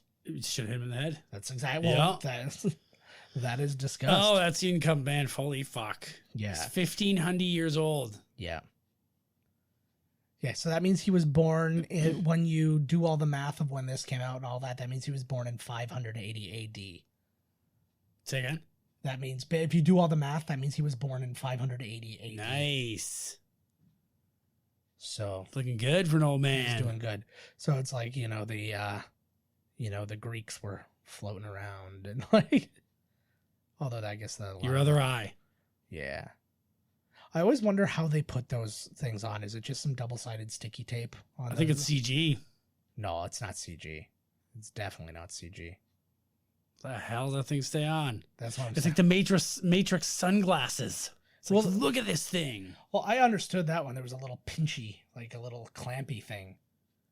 Right. I wanted those so bad because I really hated the way that well, it wasn't even because, it's the cool thing. It's Buddy's eyeball. Yeah. I just hated the way that sunglasses felt on the top of my ears when I've been wearing them too long. Like they dig in a little bit. So I was like, if I can avoid that altogether, and then also not have like tan lines. I like how this eye will work. Mm-hmm. Look at Groot's totally looking at it. I love this bit. I would have watched this. Good old Contraxia. I like this too with they did it maybe for a second too long. Like it was just. Yeah, well, how the hell would that work? Yeah, I don't know. It's the magic, I guess. Space wizards. Here we are. Yeah. So this is the heart of the dying crazy star. Shit flying around here. Man. So this is one of the 9 realms in Thor's just in the actual Norse mythology. I can't even pronounce it. Midavalir. There you go. Nidavellir. Yeah. And fucking right. And in that world, the dwarves that live there, it doesn't say that they're giant dwarves. It says that they're dwarves, and I believe they live underground, not in space. But again, keep it simple. They're in space. Keep it in space. Yeah. Well, this guy's must have, is he going to be back to forge Thanos' new gauntlet? I don't. There's one hanging around in here. There is, yeah. I don't know. I assume that they're gonna go for it because there's no way they showed it for no reason. This is neat because this is kind of like, because when you see dwarves, they are always doing the whole. I like the stuff growing out of Groot's head. He's got some shoots coming up. Yeah, because they said he was getting sap. So clearly, that's puberty when they start making sap. This is so. I do like I like the double thing that the dwarf is gigantic and and that it's being played by a little person. Yes. Oh yeah. What I was gonna say was like, it's like a space forge because they are making weapons and forges in like Middle Earth and under the ground, but now they're way out in space. Mm-hmm. Again, they'd be like everywhere else, like in all other fantasy and stuff like that. They're always miners and stuff. It looks like they were making giant chainmail too. If you look in the background, well, not even the background, but like directly behind Thor. I wonder how long the star stopped rocking. I wonder too if it's because they Thanos stopped it, or I like too the idea that he fucked up his hands. He dipped his hands in the metal, so he can't so he's sealed them, so he could theoretically never make another weapon. And is that his backstory? Well, that's what he actually explains. Here he's saying he basically made him make the gauntlet, and then he ruined his hands. Motherfucker. Yeah. And this is one of the times he killed everyone too, which is kind of just to be a dick. I think it has to be one of those. It's so that nobody can make one of those things again. So nobody can make a weapon here to come and stop him. Yeah. Essentially. Also, you can't come here and half the people be here and have the same drama of the scene. There's good reasons, but again, it's I'm okay with them breaking their own logic when it serves the story. It's he looks like a what do you call it? Like a handsome hobo? No, like the littlest hobo, like a husky dog. He's got 2 different colored eyes. I know. Oh, I like that. By the way, he's groaning. He's like, yeah. I've never met a woman who has the 2 different color eyes. But if I found one, Carrie would have some issues because I'm all over that kind of shit. Oh, just popped her eye out. Mm-hmm. He looks like a star. Oh, he looks like a Stargate bad guy. So there's a scene here. She sends a quick message to. Who? she sends a quick message here to the Guardians, but in the deleted scenes, you see the side where they get the message, and that's the explanation of them like showing up on Titan and stuff like that is the fact. I like that it's like flying out of control because they don't really know how to drive it. Yeah, I don't think so either. Tony Stark's. Yes. Oh. So where's okay, we haven't seen the other guys in a while. It's been focusing on the outer space shit. Yeah, exactly. Well, the people are they're just waiting at this point. Again, like it's the little decision, like design decisions I can't even wrap my brain around. Like, what was the decision behind these giant things in the ground, and like these are their buildings and stuff like that. It's just is it called Titan because Titans live here? I don't know. Well, it's really weird because it's also would then suggest that it's Titan, like the moon of Saturn, which it's not. It's like way far away. It's like, like because it looks like all types of other shit has crashed on here or something. Yeah. Well, it doesn't look like this place is doing too hot. No. Well, that's kind of the point, which they explain when Thanos gets here, and you actually get to see what Titan looked like when it was good. Oh, kiss him. Whenever he's upside down, he should be kissed by somebody. I get him, Tony. He's been thinking about it. That would actually be kind of funny if you just walked past him and he just kissed him on the forehead. And then he just is kind of like, what the hell? Whoa. This is a great moment. Again, just to see some bad guys fight each other. All right. Or some good guys fight each other, I mean. This was a good idea. Was the idea to just have like the comedic moment fight with Drax was just good thinking. I like too Drax is the comic relief pretty much. Yes, he is. And I like watching Star-Lord got Stark's there pretty good. Don't put your eggs in me. But yeah, I like that because like Stark does get the better of them a little bit because he feels very bumbling and when you don't see him in action, right? So it's kind of like reminds me of Brooklyn Nine-Nine. It's like everybody seems like they're so incompetent until you actually see them go to work. Right. Die blanket of death. I'm shocked that he has Spider-Man like this. Yeah, exactly. Like, totally. Yeah. I think I honestly think he's just standing there. That was an ad lib. The line was actually given to him by Chris Pratt. According to my research, he basically said, he's like, just say this. Oh, I thought he came up with it himself. No, it was just in the moment type thing. But they have to choreograph the camera moves and stuff like that too. So it's not like he just literally made it up on the spot. Right. Well, I was thinking, because the camera did follow down to him. Yeah. So it's like I love that line because that's how I feel about it. What master user am I supposed to say? Jesus.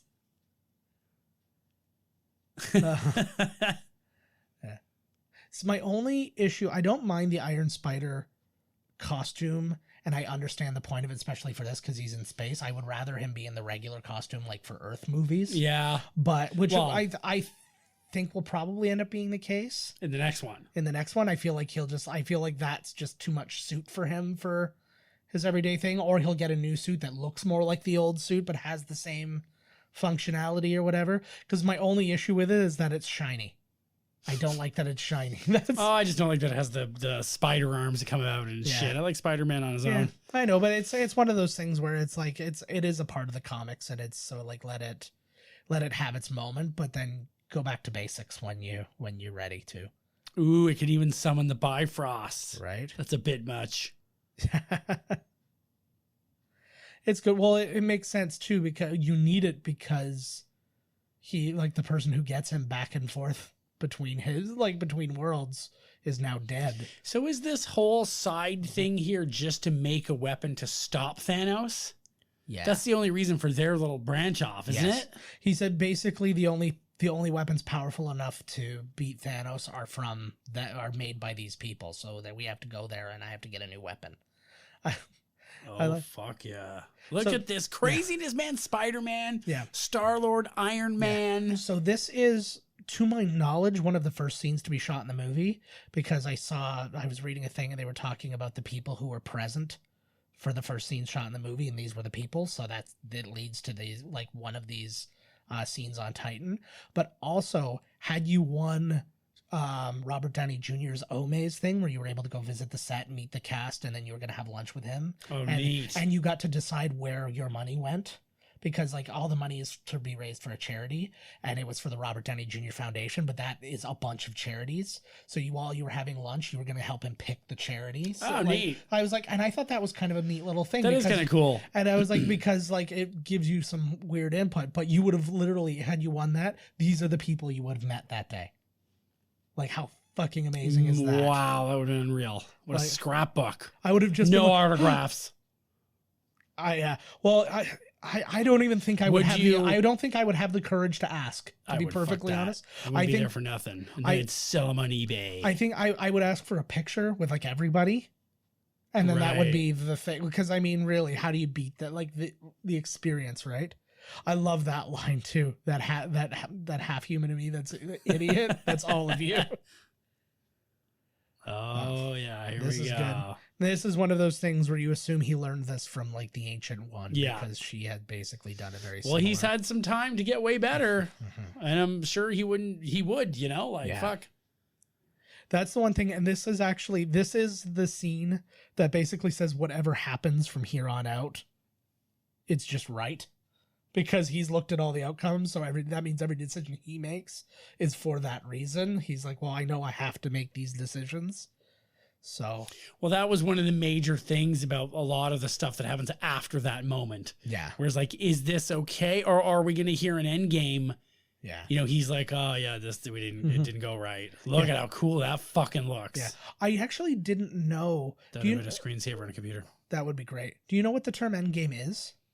Like what that comes from? No. Chess.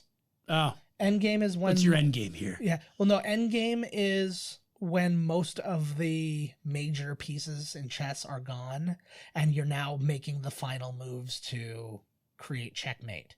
So now you're like positioning everybody to make the fight unwinnable, essentially. I don't know why I said fight. So they're on Vormir now. Yes. They're on Boromir. One does not simply walk on Boromir. Yeah, you get it. This moment blew me away because I had no idea. I was a little bit son of Alars. That's a great name. But this... right here too. Yeah. So the backstory of this, I want to wait to see his face just because I like reveals before I start talking about shit. But yeah, he looks kind of like a Dementor or something from... Yes. He definitely looks like a Dementor. A Ring Wraith. Yeah. My son today, he got a little mini badminton set and he was holding a birdie there. And then he turns it upside down and he's like, now it looks like a ghost. And that was just his little comedy for the day. Whoa. Red skull. I literally... one of the pieces of trivia I read was the dumbest piece, but it was true. It was like, this is the second Disney distributed movie where a red-faced villain who you thought was dead showed back up because they were talking about in Solo. What's his face? Darth Maul being back. Even though if you watch the cartoons, that is a strange one to take note of, but it's true. That is just somebody... That doesn't make it not true. Yeah, that was somebody trying to come up with something that wasn't already in the trivia for this movie. And then we find out later that it's not even Red Skull, it's Skeletor, and it's not. It's a Skrull. Yeah. So this is Ross Marquand playing Red Skull, not Hugo Weaving, but it's Ross Marquand, who is a well-known... he was in... or is in Walking Dead, but he's also a really well-known impressionist and comedian. And so he's just doing some Hugo Weaving because basically Hugo Weaving did not care for the makeup of it all. He didn't like it, eh? It's just like, it's too much, it's too whatever. And he had said he had no real interest in coming back to the role. I wonder how long he was sitting in the chair for. I don't know. It's, again, that's the kind of thing, like, that's why I think you need to talk to them at the very least, because like Drax, all these different people, their makeup times have gone down so considerably. And given that only his face needs to be done. That's the thing. It was like, it's probably not that long. I was like, it's probably 4 hours or something. I was going to say probably 2 because so much of his face is covered. It's probably much larger pieces.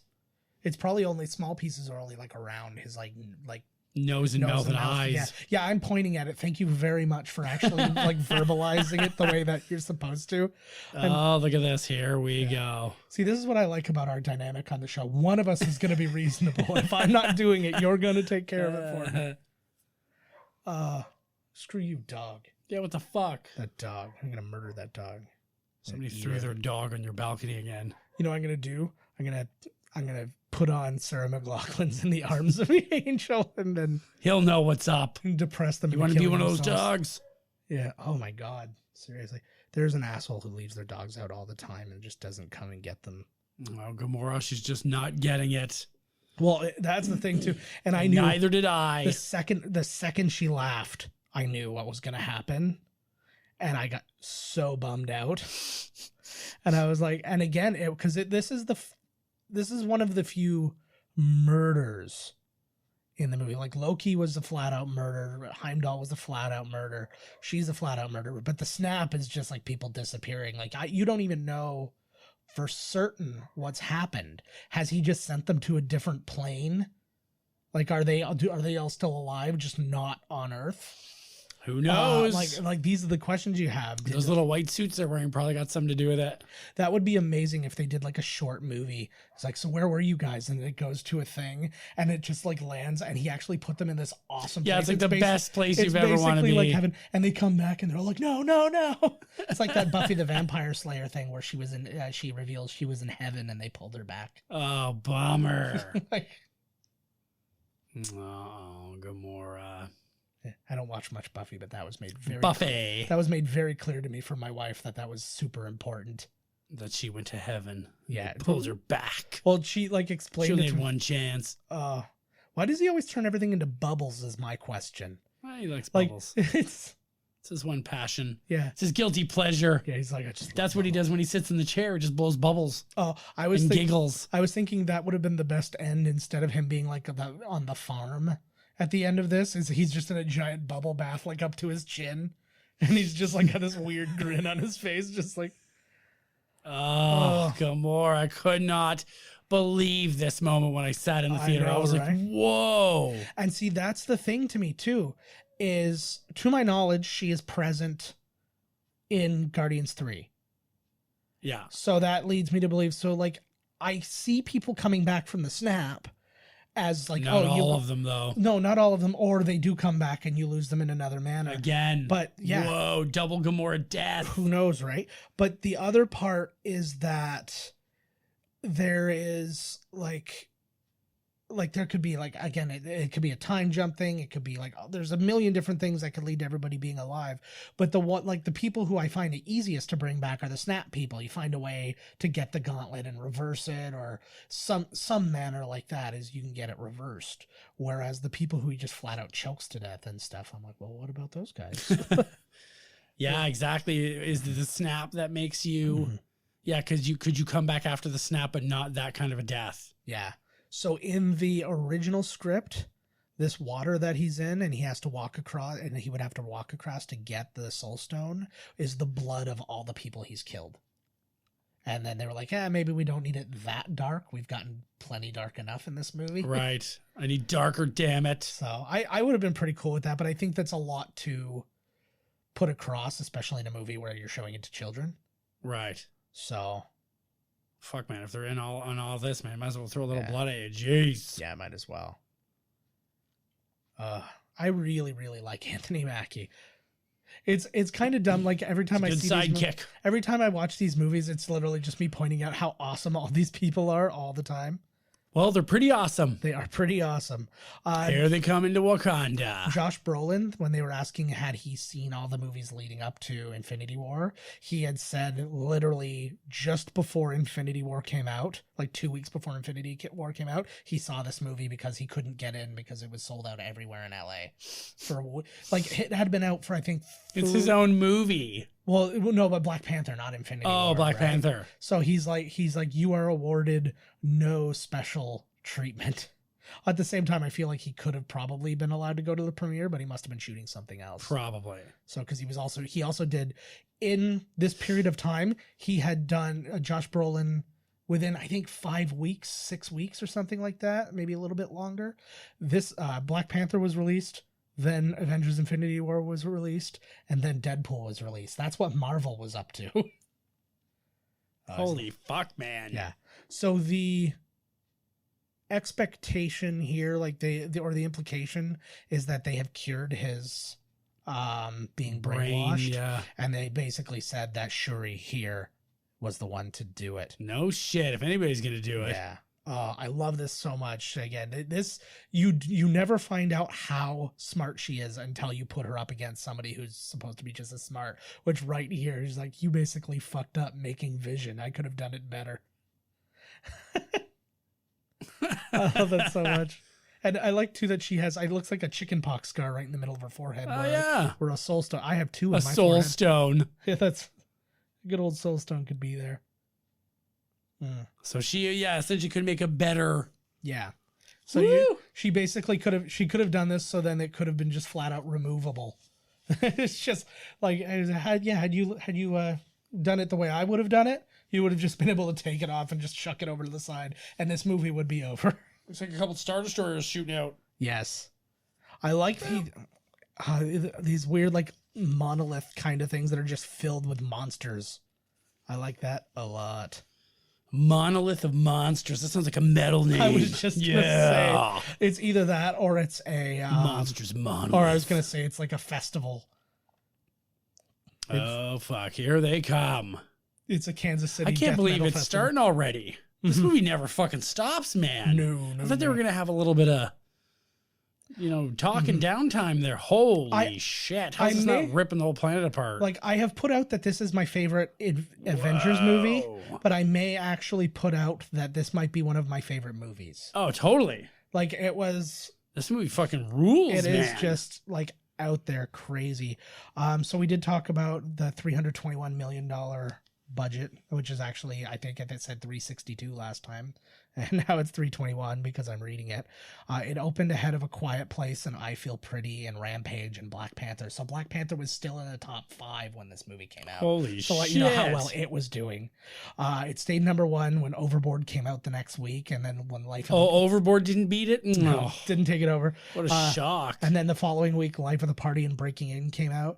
What was interesting was that, because I'm sitting there and I'm thinking, like, it's crazy to me that it was going up against, like, nothing, and maybe that's why it was winning. But then you remember, it's going against nothing because nobody would release. Yeah, what are you, like, fuck, come on now. You pick your battles, man. Exactly. And it's like, so people were putting off their shit.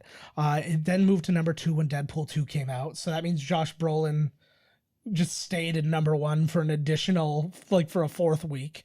And then Solo came out the week after Deadpool 2, and it took over as number 1, and then so it was number 3. But it was it was top 5 for, I think, like 8 weeks or something like that. It made a total of $678.8 million domestically, which was less than Black Panther at $700.1 million. Right. But it is the highest grossing worldwide. It made $2.05 billion. Holy shit. Which, to put against the next highest, was Avengers at 1.5. So it made $500 million more. Dear Lord. Than that. And look at that. Thor is very impressive in this movie. Yes. Like, really fucking impressive. Yeah, this is where you're getting the god in him. Look at this. Takes the blast. Well, he hasn't done that yet. Fucking... That's not happened yet. It's about to happen. That's... Oh, yeah. He's like, the fucking thing needs to be pulled. The thing broke. And for fuck. Yeah. And my Iris guy isn't coming back for 2 weeks.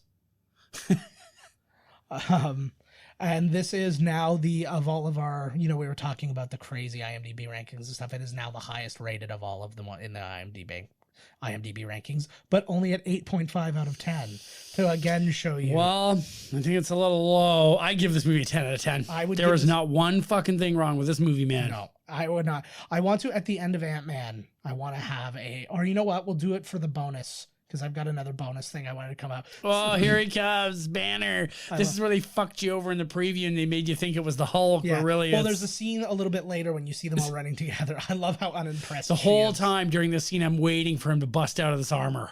the Hulk to rip out and start kicking ass. My expectation is when he was fighting the big guy. Yeah, that's what I thought too. I thought he was gonna. What I thought was gonna happen, he was gonna rip off the Hulkbuster arm, and it'd be Hulk underneath it, and you'd see Hulk's arm, and then he'd grab him, and I was gonna be like, oh. But again, it didn't happen, and I expect to be disappointed when I'm expecting something and it doesn't come, even if it's like I'm not thinking it's bad. It was just 100%. They don't need to give you everything you want. They're building towards something, you know. But just like you said, the same thing with me. I was like, you know, I'm a big Hulk guy too. Like you see, your buddy was disappointed, he got beaten up so badly. But you know, shit happens. Yeah. So we just got our first look at Winston Duke again from Black Panther. Oh, these two are back. This is exactly like the droid army versus Jar Jar Binks and the Gungans. The Gungadins. Right now, well, but if you really think about it, like beat for beat, it is. All those big ships land and all the monsters are in it instead of the droids. You've got the big shield separating the droid army that comes down. Right? So you have that. It's just that this one's better. Like maybe a little. See, she's got actual lines in this. Because like if you notice what Black Panther said there, he said nothing will be left but dust and blood. So he knows what's going on. Yep. See, black people. They surrender? Yeah, sure they did. Look at these guys, fucking party animals, just dying to get out, eh? You know what these guys look like? They look like something that you tried, like you know when you see those rendering errors in CG where they tried to make something and all of a sudden something crazy came out of like that's what they look like. They look like they were trying to make one kind of monster and a totally different monster came out and they're like, it's even better. Oh, great. Because it's got extra limbs and they run like animals or on their just like on their back legs and stuff. It depends on the terrain. This is what a shield, huh? Yeah, I'd like to get the numbers on how many of these things there were, because like literally they're dying by like the tens of thousands just trying to get in, right? Just to get through. Yeah, it would have been amazing. Cockroaches. It would have been amazing if they just couple of them are getting through. It would be amazing if they just underestimate. They look kind of like a mix between Venom and the Quiet Place guys. Quiet Place, and a little bit of the Tremors from Tremors 2. Those little ones that walked around. Oh my God. I saw a scene from a movie today. It was, I think it's called Sand. Okay. And it has Jamie Kennedy in it. Yeah. And it was, all I saw was the scene where they're at the beach. And when you touch the sand, it like, you pull up like a stump. Oh, really? So it was like Tremors. Oh my God. It was, I have to find it. And Jamie Kennedy was in like Tremors 9. Yeah, exactly. That's amazing. He was buddies of Michael Gross's right-hand man for like 3 of them. God, it must be really nice to be like War Machine and Falcon in this scenario. You do not have to, because they're not coming up to get you. Those things can't fly. Yeah, actually, they don't have any flying ones. They should have some with some big bug wings or something to fly around. Well, they have the other people who like shoot and stuff like that. I liked that bit where he started chanting that Imam Bay thing, and all the Black Panther actors, like all the Wakandans, started doing it. That was something that I guess they were doing before. Like to get all jazzed up before a scene or something? Like they all knew about that, but none of the non-Black Panther actors knew about it. So they just started doing it. So all the reactions you're seeing are real. Are them just going like, whoa, like that's awesome. So it's crazy for like a lot of these characters to be coming together in such a huge thing too. It's like we just showed up. There's a big war coming to your doorstep. They're like right behind us. To get ready. Here they come. Yeah. Nice to meet you, by the way. Yeah. Let's go die together. Yeah. High fives. High fives. Yeah. There he is. Big Hulkbuster arm with his tricksters. This is my favorite shot in the whole movie coming up, I think. Well, yeah, I think it's one of my favorite shots in the whole movie. I like this too, just the opening it so they wouldn't surround her. They create a bottleneck. And here we go. Oh, heroes. Here they come. Oh, it's so good. And it doesn't at all, until the jump, it doesn't look at all CG'd. Like, and you notice the Black Panther was a little bit ahead of Steve Rogers, like in Civil War. Yes. And it's okay because what's the old racist thing? Black people have an extra bone in their foot or whatever it is. That was how else did they win the Olympics? Who was that? I think it was like an old ESPN guy or something like that who was saying that, or he was talking about Bill Burr talks about it really well. He was talking about like all the guys who have to apologize for saying that ridiculous racist crap. And then he's sitting there, he's like, well, you don't understand because they got the quick twitch muscles and with the slow twitch. And he's like, and then they start like wheeling out the podium for him to apologize. No, don't get the podium. I'm sorry. Here we go. None of it kills. None of it doesn't kill me. That's like, but that's so Thor. Like that's just, I like Thor's hubris is my favorite part of him. Holy fuck. Oh, so good. So good. He's really lean in this too. Like I feel like everybody got leaner in this movie. Like instead of being big. Yeah. Oh. Takes the full force of a star. Still alive. Yeah. See, this was my thing, because always my argument, and I've made the argument, I think, on this bit too, when because I was talking about Hulk, I'm like, just throw him into the sun. He was like, he can survive that. I'm like, yeah, but he can't, like, the gravity will just keep him in the middle because he can't jump. There's nothing to jump off of. Powerful and raged out. No, but that's the problem. There's still nothing to jump off of. He can't swim. No way. He's gonna do like when you're surrounded in wrestling or in a movie, and then you just go.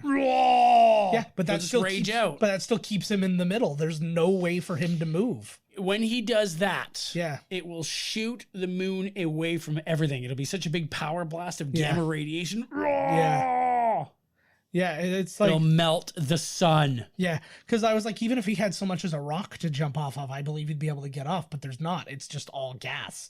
So he would just be... And the strongest gravity we have.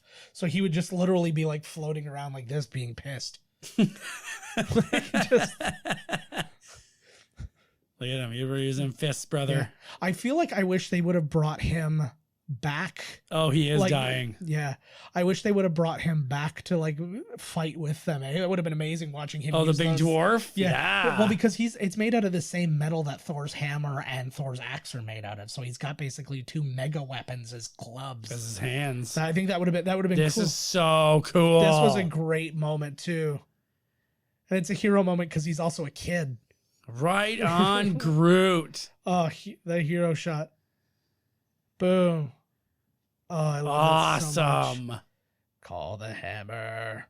See, now he didn't properly quench that metal. I watch a lot of Forged in Fire, so I don't think they're not done with that blade yet. Oh yeah, you gotta dip it. Gotta give it a dip. And I probably would have went canister Damascus when he didn't. No, what are these? They remind me of the dudes from Resident Evil or something. A little bit, yeah. There's a lot. They also look a little bit like Venom. Or something. Like, there is a lot going on there. Yeah. Oh fuck, they're coming through now. I think that's probably where like it comes from. Like, if you look too, there's like patterns on them and stuff. They also kind of look like they would have been made by a dude who did the. His name's escaping me now, but District 9 and stuff like that. Oh, exactly, buddy. There, yeah. Yeah. I think District 19's coming out or something. Oh, we did it. This was great. Whoa. And again, showing more Thor power. He kills almost all of these guys by himself. I am such a sucker for the hero shots, and this movie is made of hero shots. Yeah. Fucking right. It's got the purple going from all the... Oh, God, yeah. I wasn't even thinking about that, too, to be honest. I had a hard time. I didn't know if that was a boy or a girl. The Proxima Midnight there. They should have had the... It would have been cool to at least maybe do like a montage, like just like a side montage about his bit. Ask and you shall receive your Thor. Here he is. No, he's not there. He's in Titan. He gets nothing. Well, there you go. Yeah. Well, so there's that, I guess. So why did he knows they're there. Yeah. Somewhere. Well, he's just come back to check out his homeland. Yeah, he's like reminisce. I keep all my snacks here. Now that I can just travel instantly, it's a pretty sweet deal. I do like that line a lot. And again, just chilling. And again, you just go from something crazy to something super quiet. Like I don't think that everybody would be brave enough to do these tonal shifts that this movie does. Perfect though. They do perfectly. It's so good. Insect. Oh. He's got a little scrape there too. The cat got to him as well. Fucking cat is a menace. That would be amazing to find out that it's the only thing more powerful than Thanos. Yep. Is this This cat. goose. See, so you can see like everything that was there was a part of it before. So you can see like there's... Oh, yeah, now he's explaining the whole... Yeah. It's actually quite beautiful. I would have liked to have seen maybe some close-ups to see what like the general idea of this is what his people look like. You just see like a bunch of little Thanos kid run by. Thanos in a blonde wig, like in they're all Gremlins. Thanos's. Yeah. Well, like some variation thereof, right? With their testicle chins. Trillions. What a number, eh? Mm-hmm. Boom. I really like looking at the details. Like I'm even just looking at his hand right now and just seeing how like slender his fingers are and stuff like that. That's what I like about watching these. I can watch them over and over again, and then I'll just put my focus somewhere else and see like different things. Like I just saw a couple of corpses down there. Yeah, there's definitely a lot of shit going on. Mm-hmm. But you're right. Like, it's crazy to think how many people, like, when you see the preview or the credits, like, how much goes into this. Oh, here we go. Boom. Yeah. Well, there goes your quiet moment. Ruined by Tony Stark. Yeah. Oh. Oh, here we go. Oh, just the end, like, just the rage of it all. But again, you can see each individual thing light up and... Whoa. Oh, Batman. So this is our Batman versus Iron Man that we were looking for from the first. Sweet. It's all come together. Oh. I see. This is what I've been wanting the entire time. Now you get everybody using their powers all. This is what the end will be, but it'll be everybody. It's going to be literally everybody. It's hard. There's also a rumor though that he's not the bad guy in Endgame. Oh, I heard the same rumor because, like, apparently in the story, Nebula gets the Infinity Gauntlet. Yeah. And because I guess like over the 5 years, he kind of changes his mind and he regrets what he did. Well, and that's, there's that. And then also he gets severely damaged at the end of the movie. Like there's actually things when I was reading up, the things I didn't even notice that we'll talk about when we get to it. This is the thing that I was so fucking like, you know, in awe of the movie that I totally, and the second time too, I totally missed the shot of the gauntlet being all fucked up. Oh, I didn't miss totally that. missed it. But apparently his arm, his arm is also just like burnt to a crisp. Like, so he is a hurt man when it's all said and done.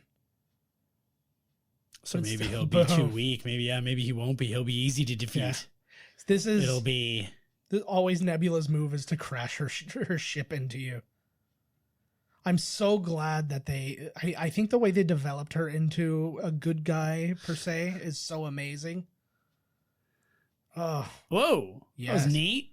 Yeah. Was it like a boomerang? Yeah. Or something. Or did she call it back to him? So these are, it's called like the unbinding, like something of Cyttorak or whatever. I was reading about what the spell was, but Cyttorak is the name of the demon that the stone comes from that gives Juggernaut his powers. Ah. So that's like a whole, like a full on like Marvel tie-in. Of course, in Deadpool. Because his powers are magical as well. Yes. A Juggernaut. Yeah. Now, I don't entirely understand what he is in the X-Men universe, like when he's in Deadpool and stuff. I know he's a mutant in the in Last Stand. Yeah. But well, no, he's not a mutant. No, in The Last Stand, he is. Okay. They made him a mutant, right? Okay. Because there's that bit where they take away his mutant powers, like when that leech guy comes and he loses his powers, which wouldn't happen if they got him from a stone. Because he only steals like mutant powers. But in fuck, here we go, Quill. Oh fuck.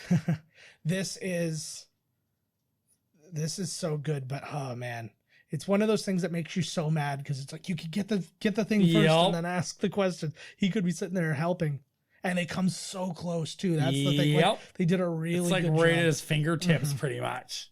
Mm-hmm.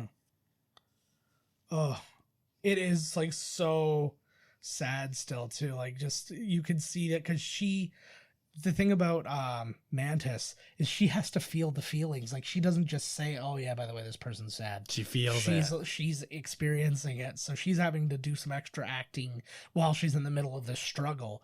But then, yeah, it's like putting. That would be so strange if Thanos isn't the bad guy in the next one. After there's like no retribution. He's just like, I feel sorry for what I've done. Don't punish me. Now somebody else has it.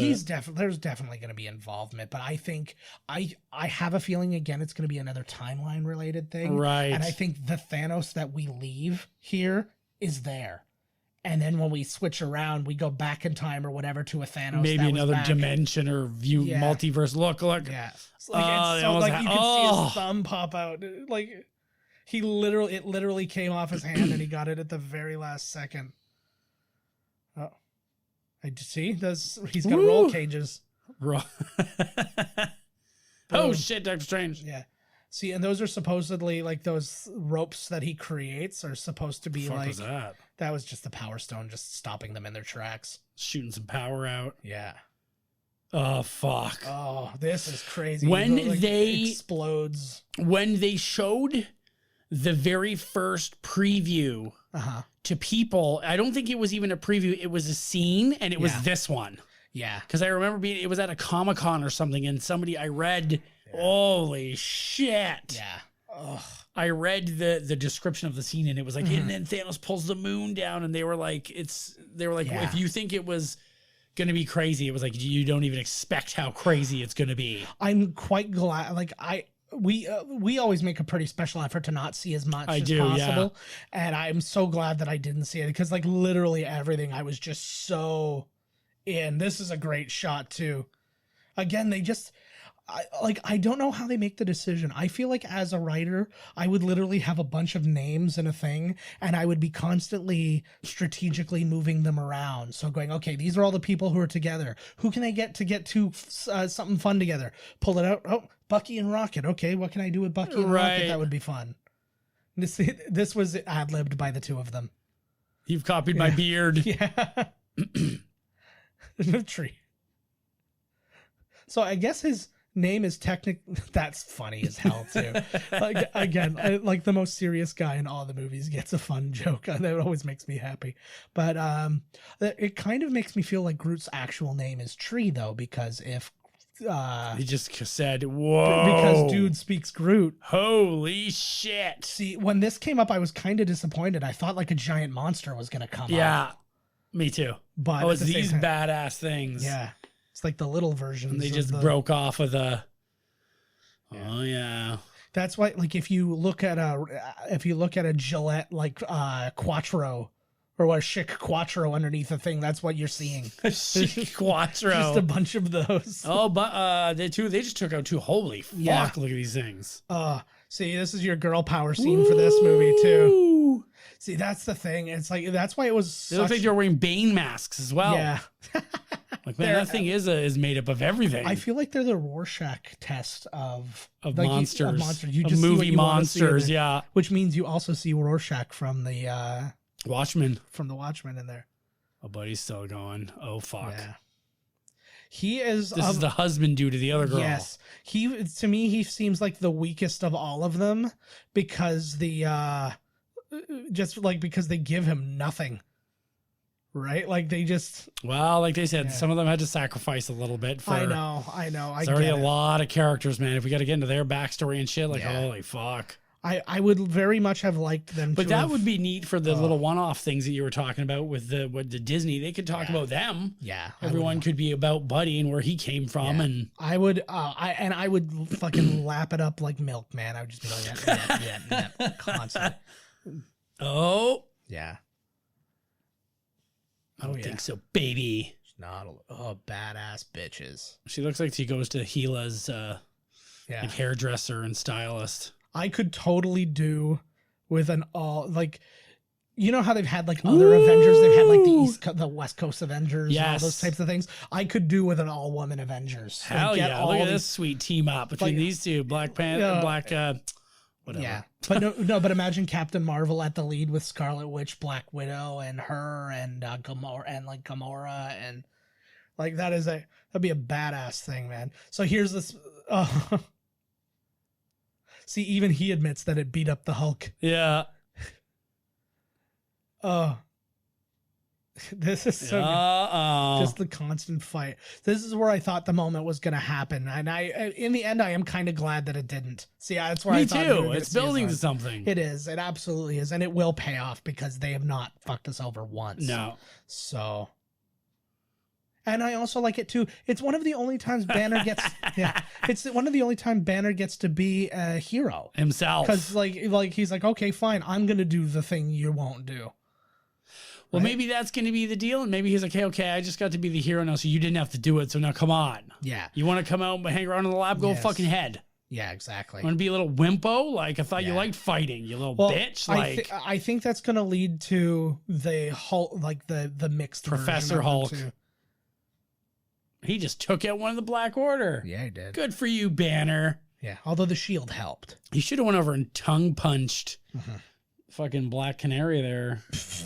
Black Mamba, Black Manta, Black Diamond Cheddar Cheese Strings. We've made 3 Aquaman references in this movie. Oh no, there's Vision gone. He's fine. They're still alive. You gotta get stabbed a lot. I like the shield things they got, but a very must to me is to have Captain America's shield back in the next movie. I know, what the fuck? Well, remember, he didn't have it. Like it was left behind, and he hasn't been back. I don't know where it is. Who's got, I'll be sitting in somebody's room. Yeah. It's in somebody's showpiece somewhere. That's where it is. Some rich dude has it. But apparently in the comics, Thanos just rips it apart. Like he gets it and he says some line and he just literally snaps it. So I'm kind of glad. Well, it would have been interesting if you had it in this movie and he did that, because again, that's a little bit of a whoa moment. But I think it's a cool hero moment for him to get the shield back at some point. I think you'll see he has it. Oh, I didn't see it in the preview, but I'm sure he'll get it back. It's not in the trailer, but I think he's gonna get it when they go back in time. It's gonna He'll find his shield again. It'll come up. I have the best part is because there's so many possibilities as to what is going to happen. Like how all the fireballs coming from? Just everybody shooting fire. Well, it's still things falling from space. When he pulled down that like moon, the moon or whatever it was, right? This is just like the leftover pieces. Spider-Man grabbing everybody. Yeah. Oh, I like Wizard. Yeah. I do like wizards. I've always been a fan. Woo! Oh, and to see these are things that are very hard to sell. Are all these like shooting things back and forth? But some people get away with it. Like I like the way they did it in the Star Wars prequels when they were shooting the lightning back and forth and he absorb it. That was a cool shot right there because Thanos thought something was going to hit him and it turned out to be butterflies and he kind of flinched. Yeah. He should get 2 for flinching then, right?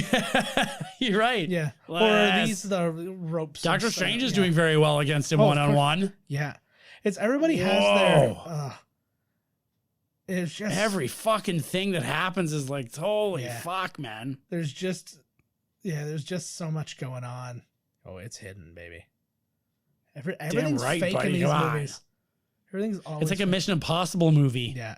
I like to the Russos very specifically made, because I guess in the comics there's no rule that he has to close his fist to use the gauntlet, but they made it so everybody would have a fighting chance, or literally he could just stand there and just be thinking and just everything around him, right? So they were like, okay, we have to keep his fist from closing, and then that makes the fight, and that makes it a much more realistic fight too for how powerful he apparently is, right? Boom.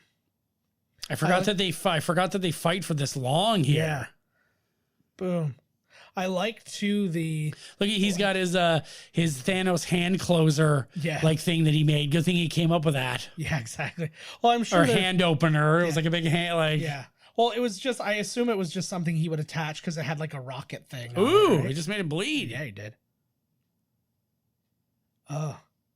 And then again, he's just he does what we did in our fight scene in that NAFTA thing where you did the blood and you're like, eh? It's just we ripped off from old kung fu movies.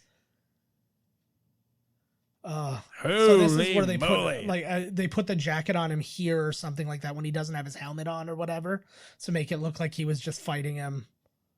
It's there so you wouldn't see that his armor was all fucked up. Boom. It looked like he could breathe on Titan anyways. Yeah. Whoa. Yeah. Well, I think the basic idea is most places that people, I think they've just simplified it to most places where like humanoid creatures live. Yeah, it's air. It's oxygen. Even though theoretically, like something that's exactly like us could theoretically be breathing hydrogen. But whatever. He just said he respects Tony Stark. Yeah, he does. He's got the honor of the warrior, man. And the one thing he actually says too, every single person he says he'll spare in this movie is spared, even after the snap. What about Spider-Man? He doesn't say he'll spare Spider-Man. See, he says he'll spare Nebula, and he does. He says he'll spare who else? Well, Tony here, and I think he says somebody else too. I can't remember. So he must have seen that they have to rumble, and he's got to give them the stone. Yes. Tony Stark's fucked up. Yeah. And actually, something that I only half noticed in the movie is when the snap happens, the only people, well, not the only people, but all the main people left are all the original Avengers. Yes. And it was like, I did notice that, but I think because and I also didn't notice exactly, but the 12 people that are on the Avengers Infinity War, exactly 6 of them, like exactly half of the people are gone in it. So it's not like, there it is. Oh, give it to me. He just eats that one. Did he take? Oh, he's got them all, yeah? No, he's missing one. Oh, he's missing the big one there. He's missing the Mind Stone. That's the Thumb Stone. That's the one he sticks in his asshole when he's trying to come. Boom. Ooh, I could just stick that gem right up there, across the border. Whoa. Hey. Oh, yeah, Peter Quill. I'm not done shooting at you. So I forgot, in the next one, like, Tony's kind of healed. Like, he just got stabbed horribly. Yeah. He's sealing himself up. He's injured. He's just... I think we're right through him. Yeah.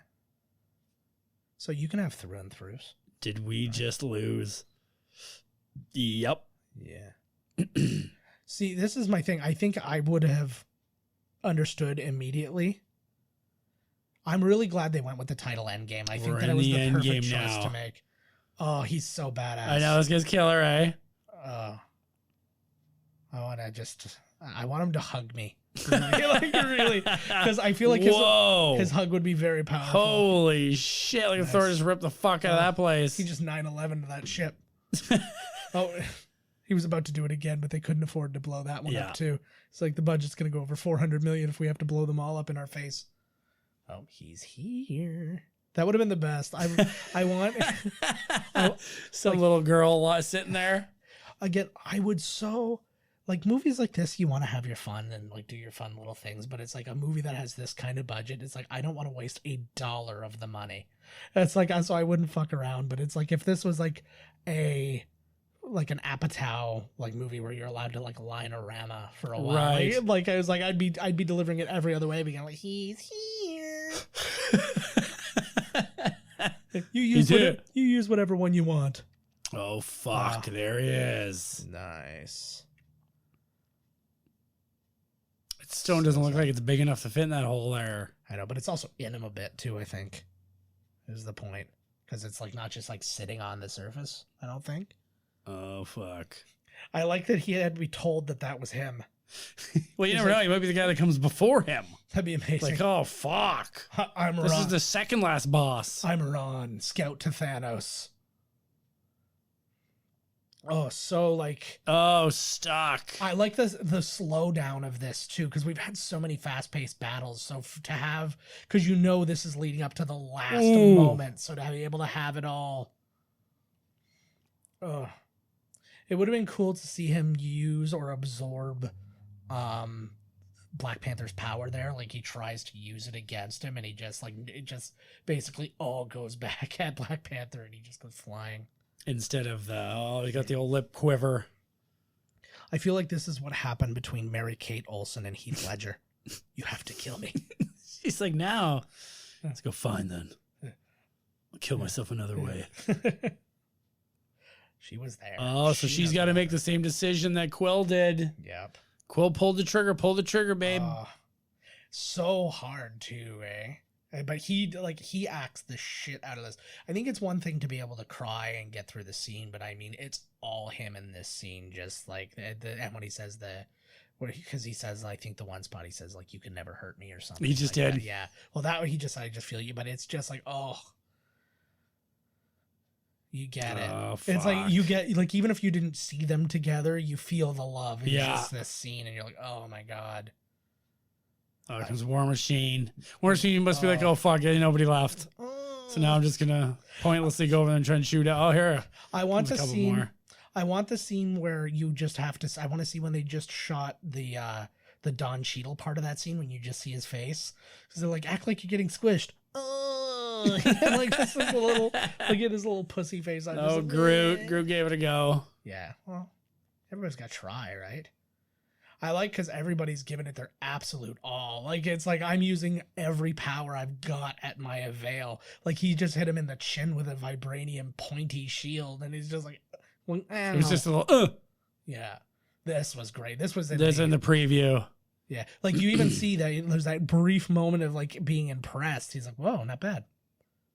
He was actually. He did have a little bit of like a whoa. You're pretty strong for a Bradley human Cooper in A dude. Star Is Born. Oh, knockout. Done. Oh, and again, like, if only she wasn't full powered up, right? Yeah. Like on her full power, she might have had a chance against him. And that's the thing. It's like, will we see some of that? Like, that's my favorite thing about Endgame is how many questions I have. Like, everything is a bloody question. Oh, so good. Oh yeah. Actually, I was gonna say that's she kind of the probably worst could have Jacob. blasted it if she wasn't also fighting off Thanos at the same time, like splitting her power. Well, I think that like she's given it everything. It's just a time thing. It's just like, because it is one of the most powerful things in the world. So it's like she's kind of reverse engineering breaking it. This, and I didn't even think about this moment. Yep. That I'm sitting there and I'm like, oh no, it's all for naught. Like going for Thanos. Like, Yeah. a bummer she ruined your plan, Thanos. Yeah. Well, because I was sitting there and I'm like, okay, so that's like, this is where the point ends, and it feels like that is their only victory, but it really, in the end, like, it's still such a defeat. But now this is where we move forward. Did he just say that she did better than anyone? Yeah. I think he was like, you did good, better than anyone. Yeah. Oh, can't mourn. Don't you? Not what you can do this. Come on, man. Yeah, you don't fuck around with this guy. He's a goonie. He knows how to find treasure. He's a goonie. You want to be on Remember the Goonies? Like, the second that green came up, I'm like, no way. Like, it's just, Is this the first time he uses the time stone? Yeah. He just got it, right? Right. So, but I fancy myself a creative person, so I really like it when they've thought of something in a way that I just didn't. It's like, you got it back. What the fuck? Whoa. Yeah, and then he just like rips it out. And this is badass shot too, eh? And this starts another question too, because in the comics, in the comics, he is gray like this now. Exactly like that. So then that leads you to go, oh, okay, is that... So he comes back, but he just doesn't have the stone in his head anymore. I'm willing to bet what will happen is that... Woo! Fuck, feel the power! Yeah. I think because they have no answer on what happened to Shuri, really, but you've got Hulk in that. That's Black Panther's daughter, or sister. Here you go. Yeah. So my thinking is that the two of them together are going to bring back Vision without the stone in him. There it is. Yeah. So he fought all the power of the gauntlet. Yeah. And still hit him. Yes. He looks like, so good, man. Like, they're having such a good moment here, but it's exactly like we said. It's like, this literally could have been all over right here and now, and it was just the miss.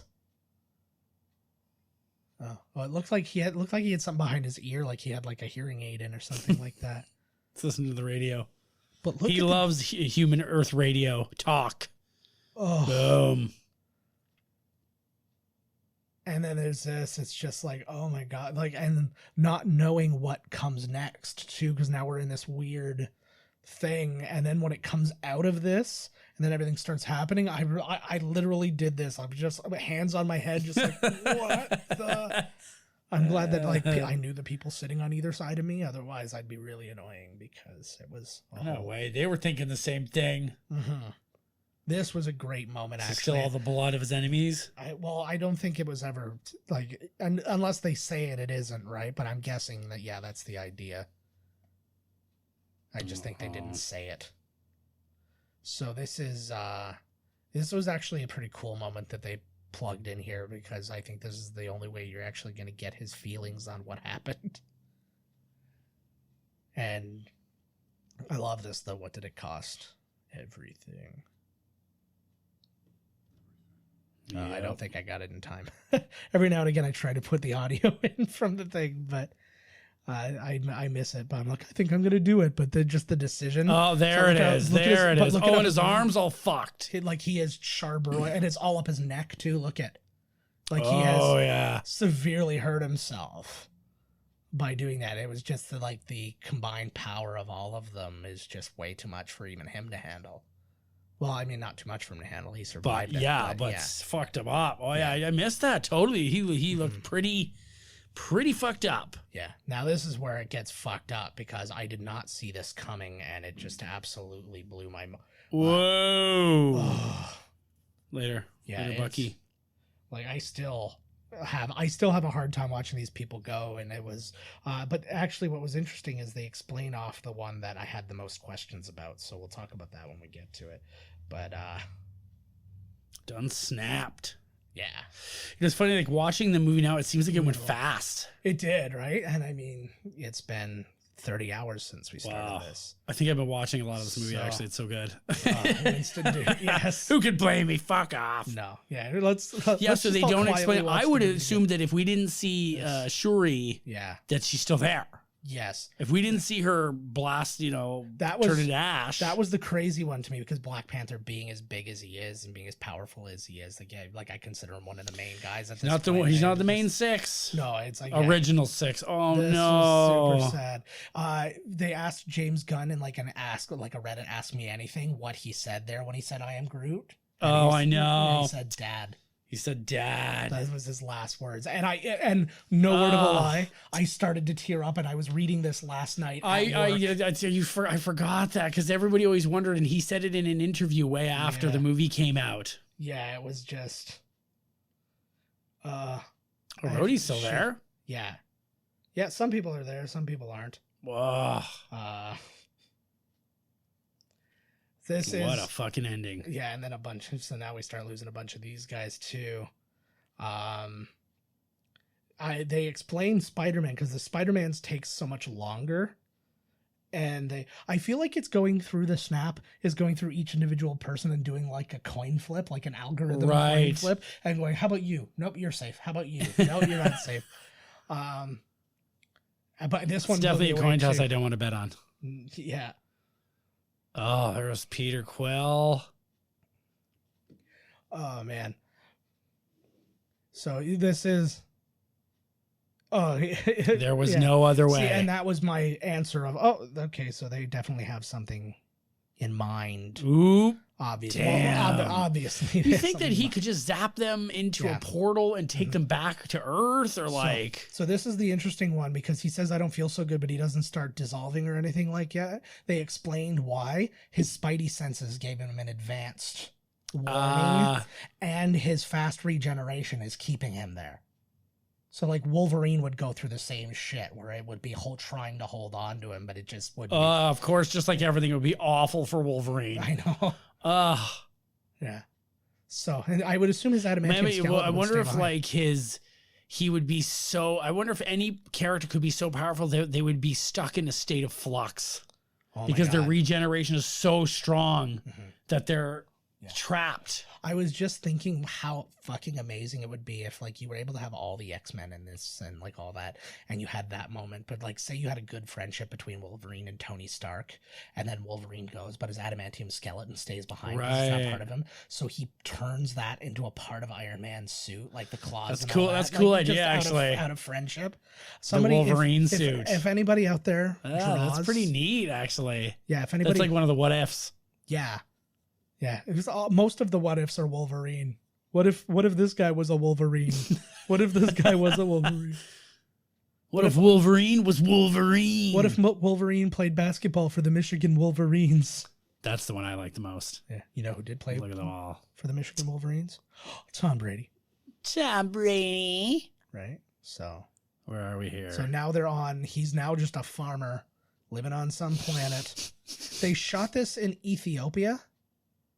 Where this is again probably a lot of like, oh yeah, he's all fucked up. Like he's just a battered old. You can just see in the corner there his armor is up as the Scarecrow that you see in the original trailer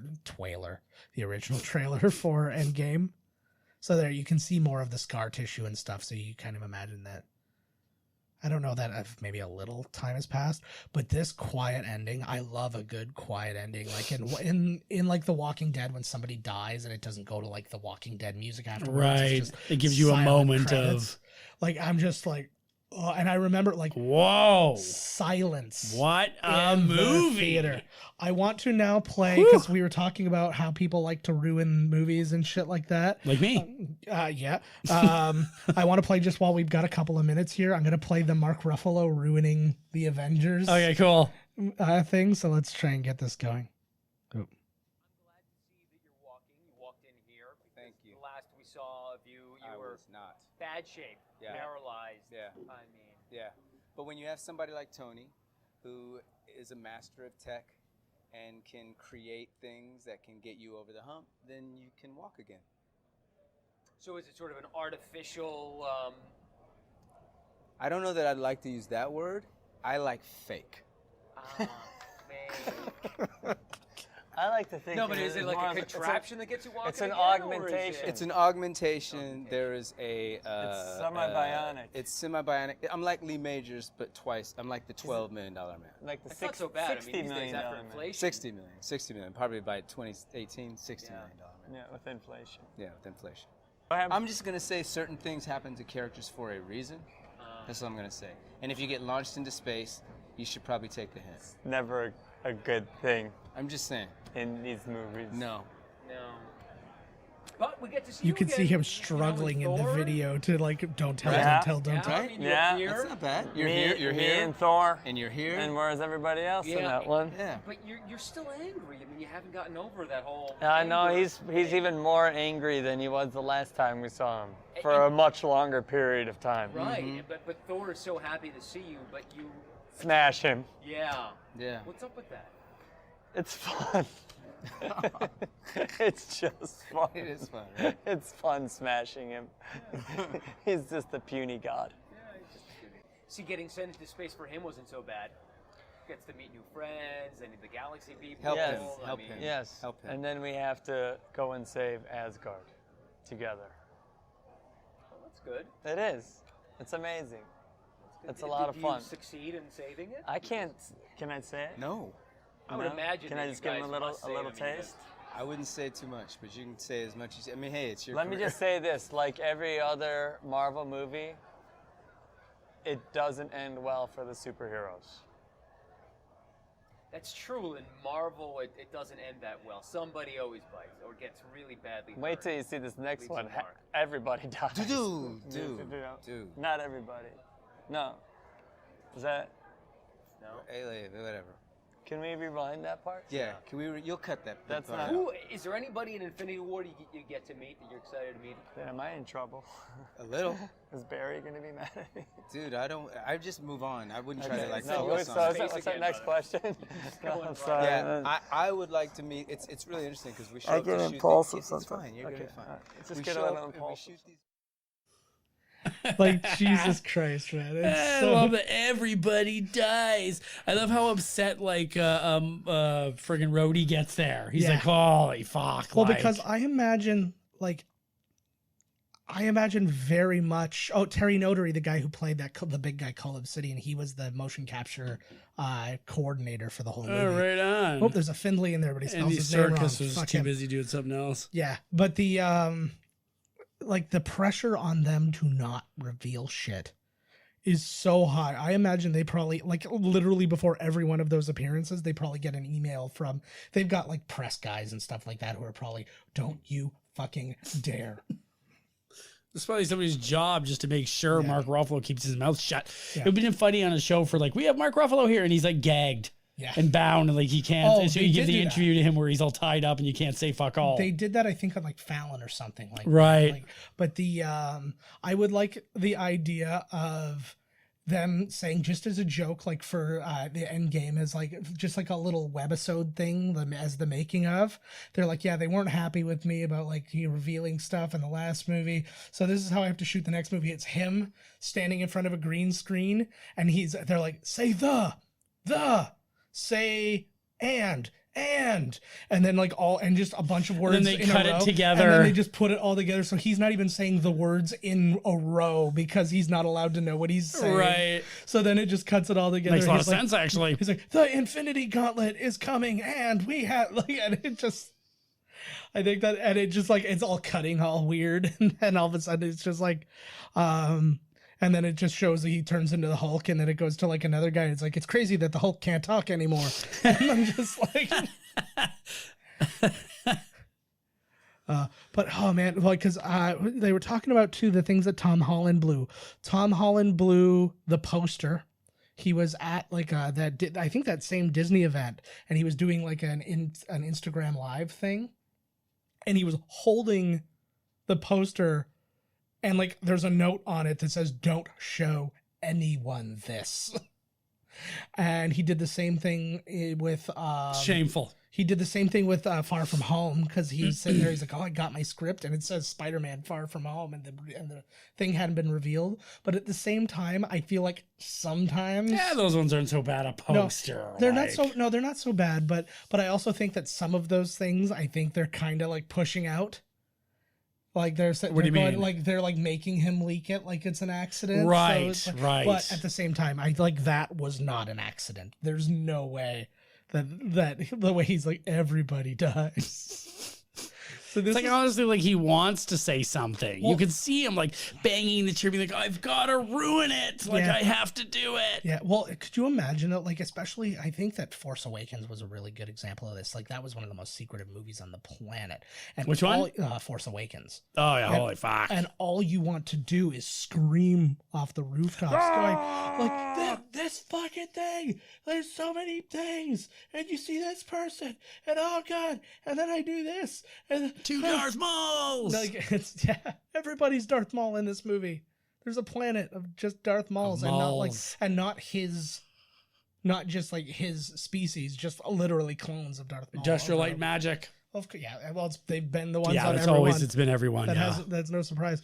Pretty good. They had some scenes in this one too that looked a little CG. Like sometimes when Thanos was grabbing somebody, it looked a little. Yeah, but they're forgivable though.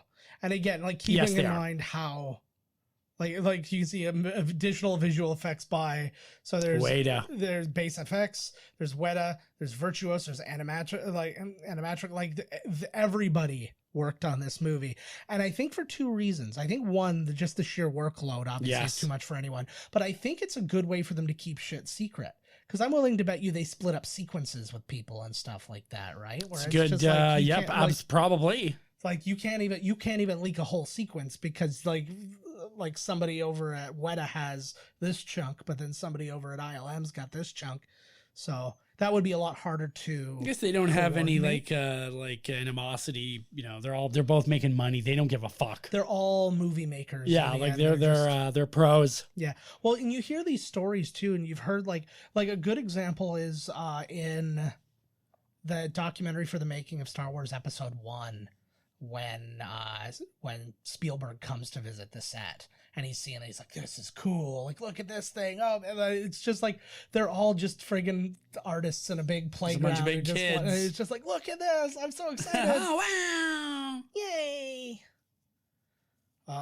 We got These so many credits are Star bigger, Wars left to watch. Holy shit, Like, yeah. when's 9 come out there? 9 is out this year. I don't know the exact date, but it's coming. It's coming, baby. So we got one more left, and we've done the entirety of the Marvel Cinematic Universe. Yeah. Wow. Yeah, I'm very excited. This wow. has been such a... holy shit. Such a... just a thing, man. It's just such an event. I don't think that... I honestly didn't even know if it was going to be We're going to come out with a box set. I'll tell you my biggest... That's actually a good... We should be on the... You know, like when they get the special features, each one should have us. That would be amazing. Yakking over the movie. I'm not totally against contacting Marvel. And I'll call them right now. Well, here's my thing. Fiji. I've contacted more than one person about like random things. The worst thing that can happen is that they don't do anything. Like it's just you just don't get a response. Apparently, it only had 2 songs in it. Yeah. Well, it's all score. And it is to character from Arrested Development, courtesy of 20th Century Fox. He is in there then. Yeah, he's in there. I've seen a photo of it. I've just never seen it while watching the live movie. Oh, yeah, the after credit scene. Mm-hmm. I forgot. For some reason, I was thinking there was another one, but there's only the one. Oh, there isn't one after this. What's that? Is there one after this? Yeah, this is the end of the credits. So this is just, there's no mid-credit one. Here we go. Waited. This one's great too. This is actually I don't remember it. Oh, you don't? No. Oh, this one's fantastic. So we've got some Nick Fury. Oh yes. Oh man, sweet Nick Fury. Hey, what happened to his eye? We know what happened. That's the whole point. That's the joke. I like this because it backs things up a little bit too, and that guy just disappeared. This is a great yeah. And like you can see too, if you're looking around, people are reacting all over the place. Like they've got a lot of good background actors. You can even see there were 2 people in a store using their phone. Like, like is nobody there? I'm weirded out that there's no leaves. Like I thought that there would be. They some, just like, disappear. I think too eventually. I guess. Shit. Like this is awesome to see it in this realm. Control. I don't know Control. Like, is that like the new version of Shield? Oh shit, man! It must be like Fury's got to be on high alert all the time, man. That must get really boring after a while. Not boring, but like tiresome. Like Jesus, he's like, fuck, man. I like we're just driving down the fucking street and a helicopter's got to run into a building. Now people are turning into leaves. I love that he keeps this on him too. And this is kind of the thing because you know how they were constantly cutting people's arms off during this thing. The last thing that goes is his arm. And this one, right as he presses it. Yeah. Oh, nice pager. I remember and not really knowing what this was going to be about too, and I was just sitting there and I'm like, "What is this? Who's he calling?" And I was like, and I'm trying to think. I think somebody told me in the thing that symbol that's Captain Marvel. Well, that is Captain Marvel. I knew right away once I saw it, but I'm sitting there. I'm like, "What could he be calling?" Whoa! All right, guys, that is it. This is maybe our longest episode to date, so we got to wrap this one up quick so we can go back and we can do Ant-Man next week. And the Wasp. And the Wasp. Yeah, Don't we're going to do both of them. about her. I'm only doing half the movie. I'm not cool. She is not on my purview. 50-50. 50-50. All right, guys. Next week, Ant-Man and the Wasp. We are donezo. Holy shit. We are releasing our YouTube video of when we are talk about Captain Marvel. We're going to release that as a bonus that we're going to release on the same day as the release of Avengers, so keep an eye out for that too. But this is the last actual commentary is next week, so or actually not even next week. I don't remember my exact calendar. I think these are actually occurring the same week. I think that it's Wednesday that we're releasing this one, or Thursday. Either way, it doesn't matter. You'll see. I'm gonna put up on the website the calendar, so you'll have already seen it by this time. So find us on miscastcommentary.com. Find us on Twitter at Miscast Podcast or at JK Finley at Miscast Todd. Find us on Instagram at Miscast Commentary. Find our Facebook page. Find all the good stuff, man. Google us. Wherever you listen, please, we beg you. Like, subscribe, comment. The subscribe is a huge one. Anywhere where you can rate us to, it helps us get found. We really appreciate it. But I think we're gonna get another contest going pretty soon about that. But if you have 2 minutes, if you could waste 2 hours and 40 minutes with us, you could waste 2 more minutes writing a quick review on iTunes or something like that. We would greatly appreciate it. For now, we'll see you next week as we calm things down just a little bit with Ant-Man and the Wasp. Later. Bye. This has been Miscast Commentary with your hosts Joe Finley and Todd Murray. Executive producer Joe Finley. Be sure to like, comment, and subscribe to the podcast wherever you listen. Visit www.miscastcommentary.com for all news related to the podcast. Miscast Commentary is a Miscast Media production.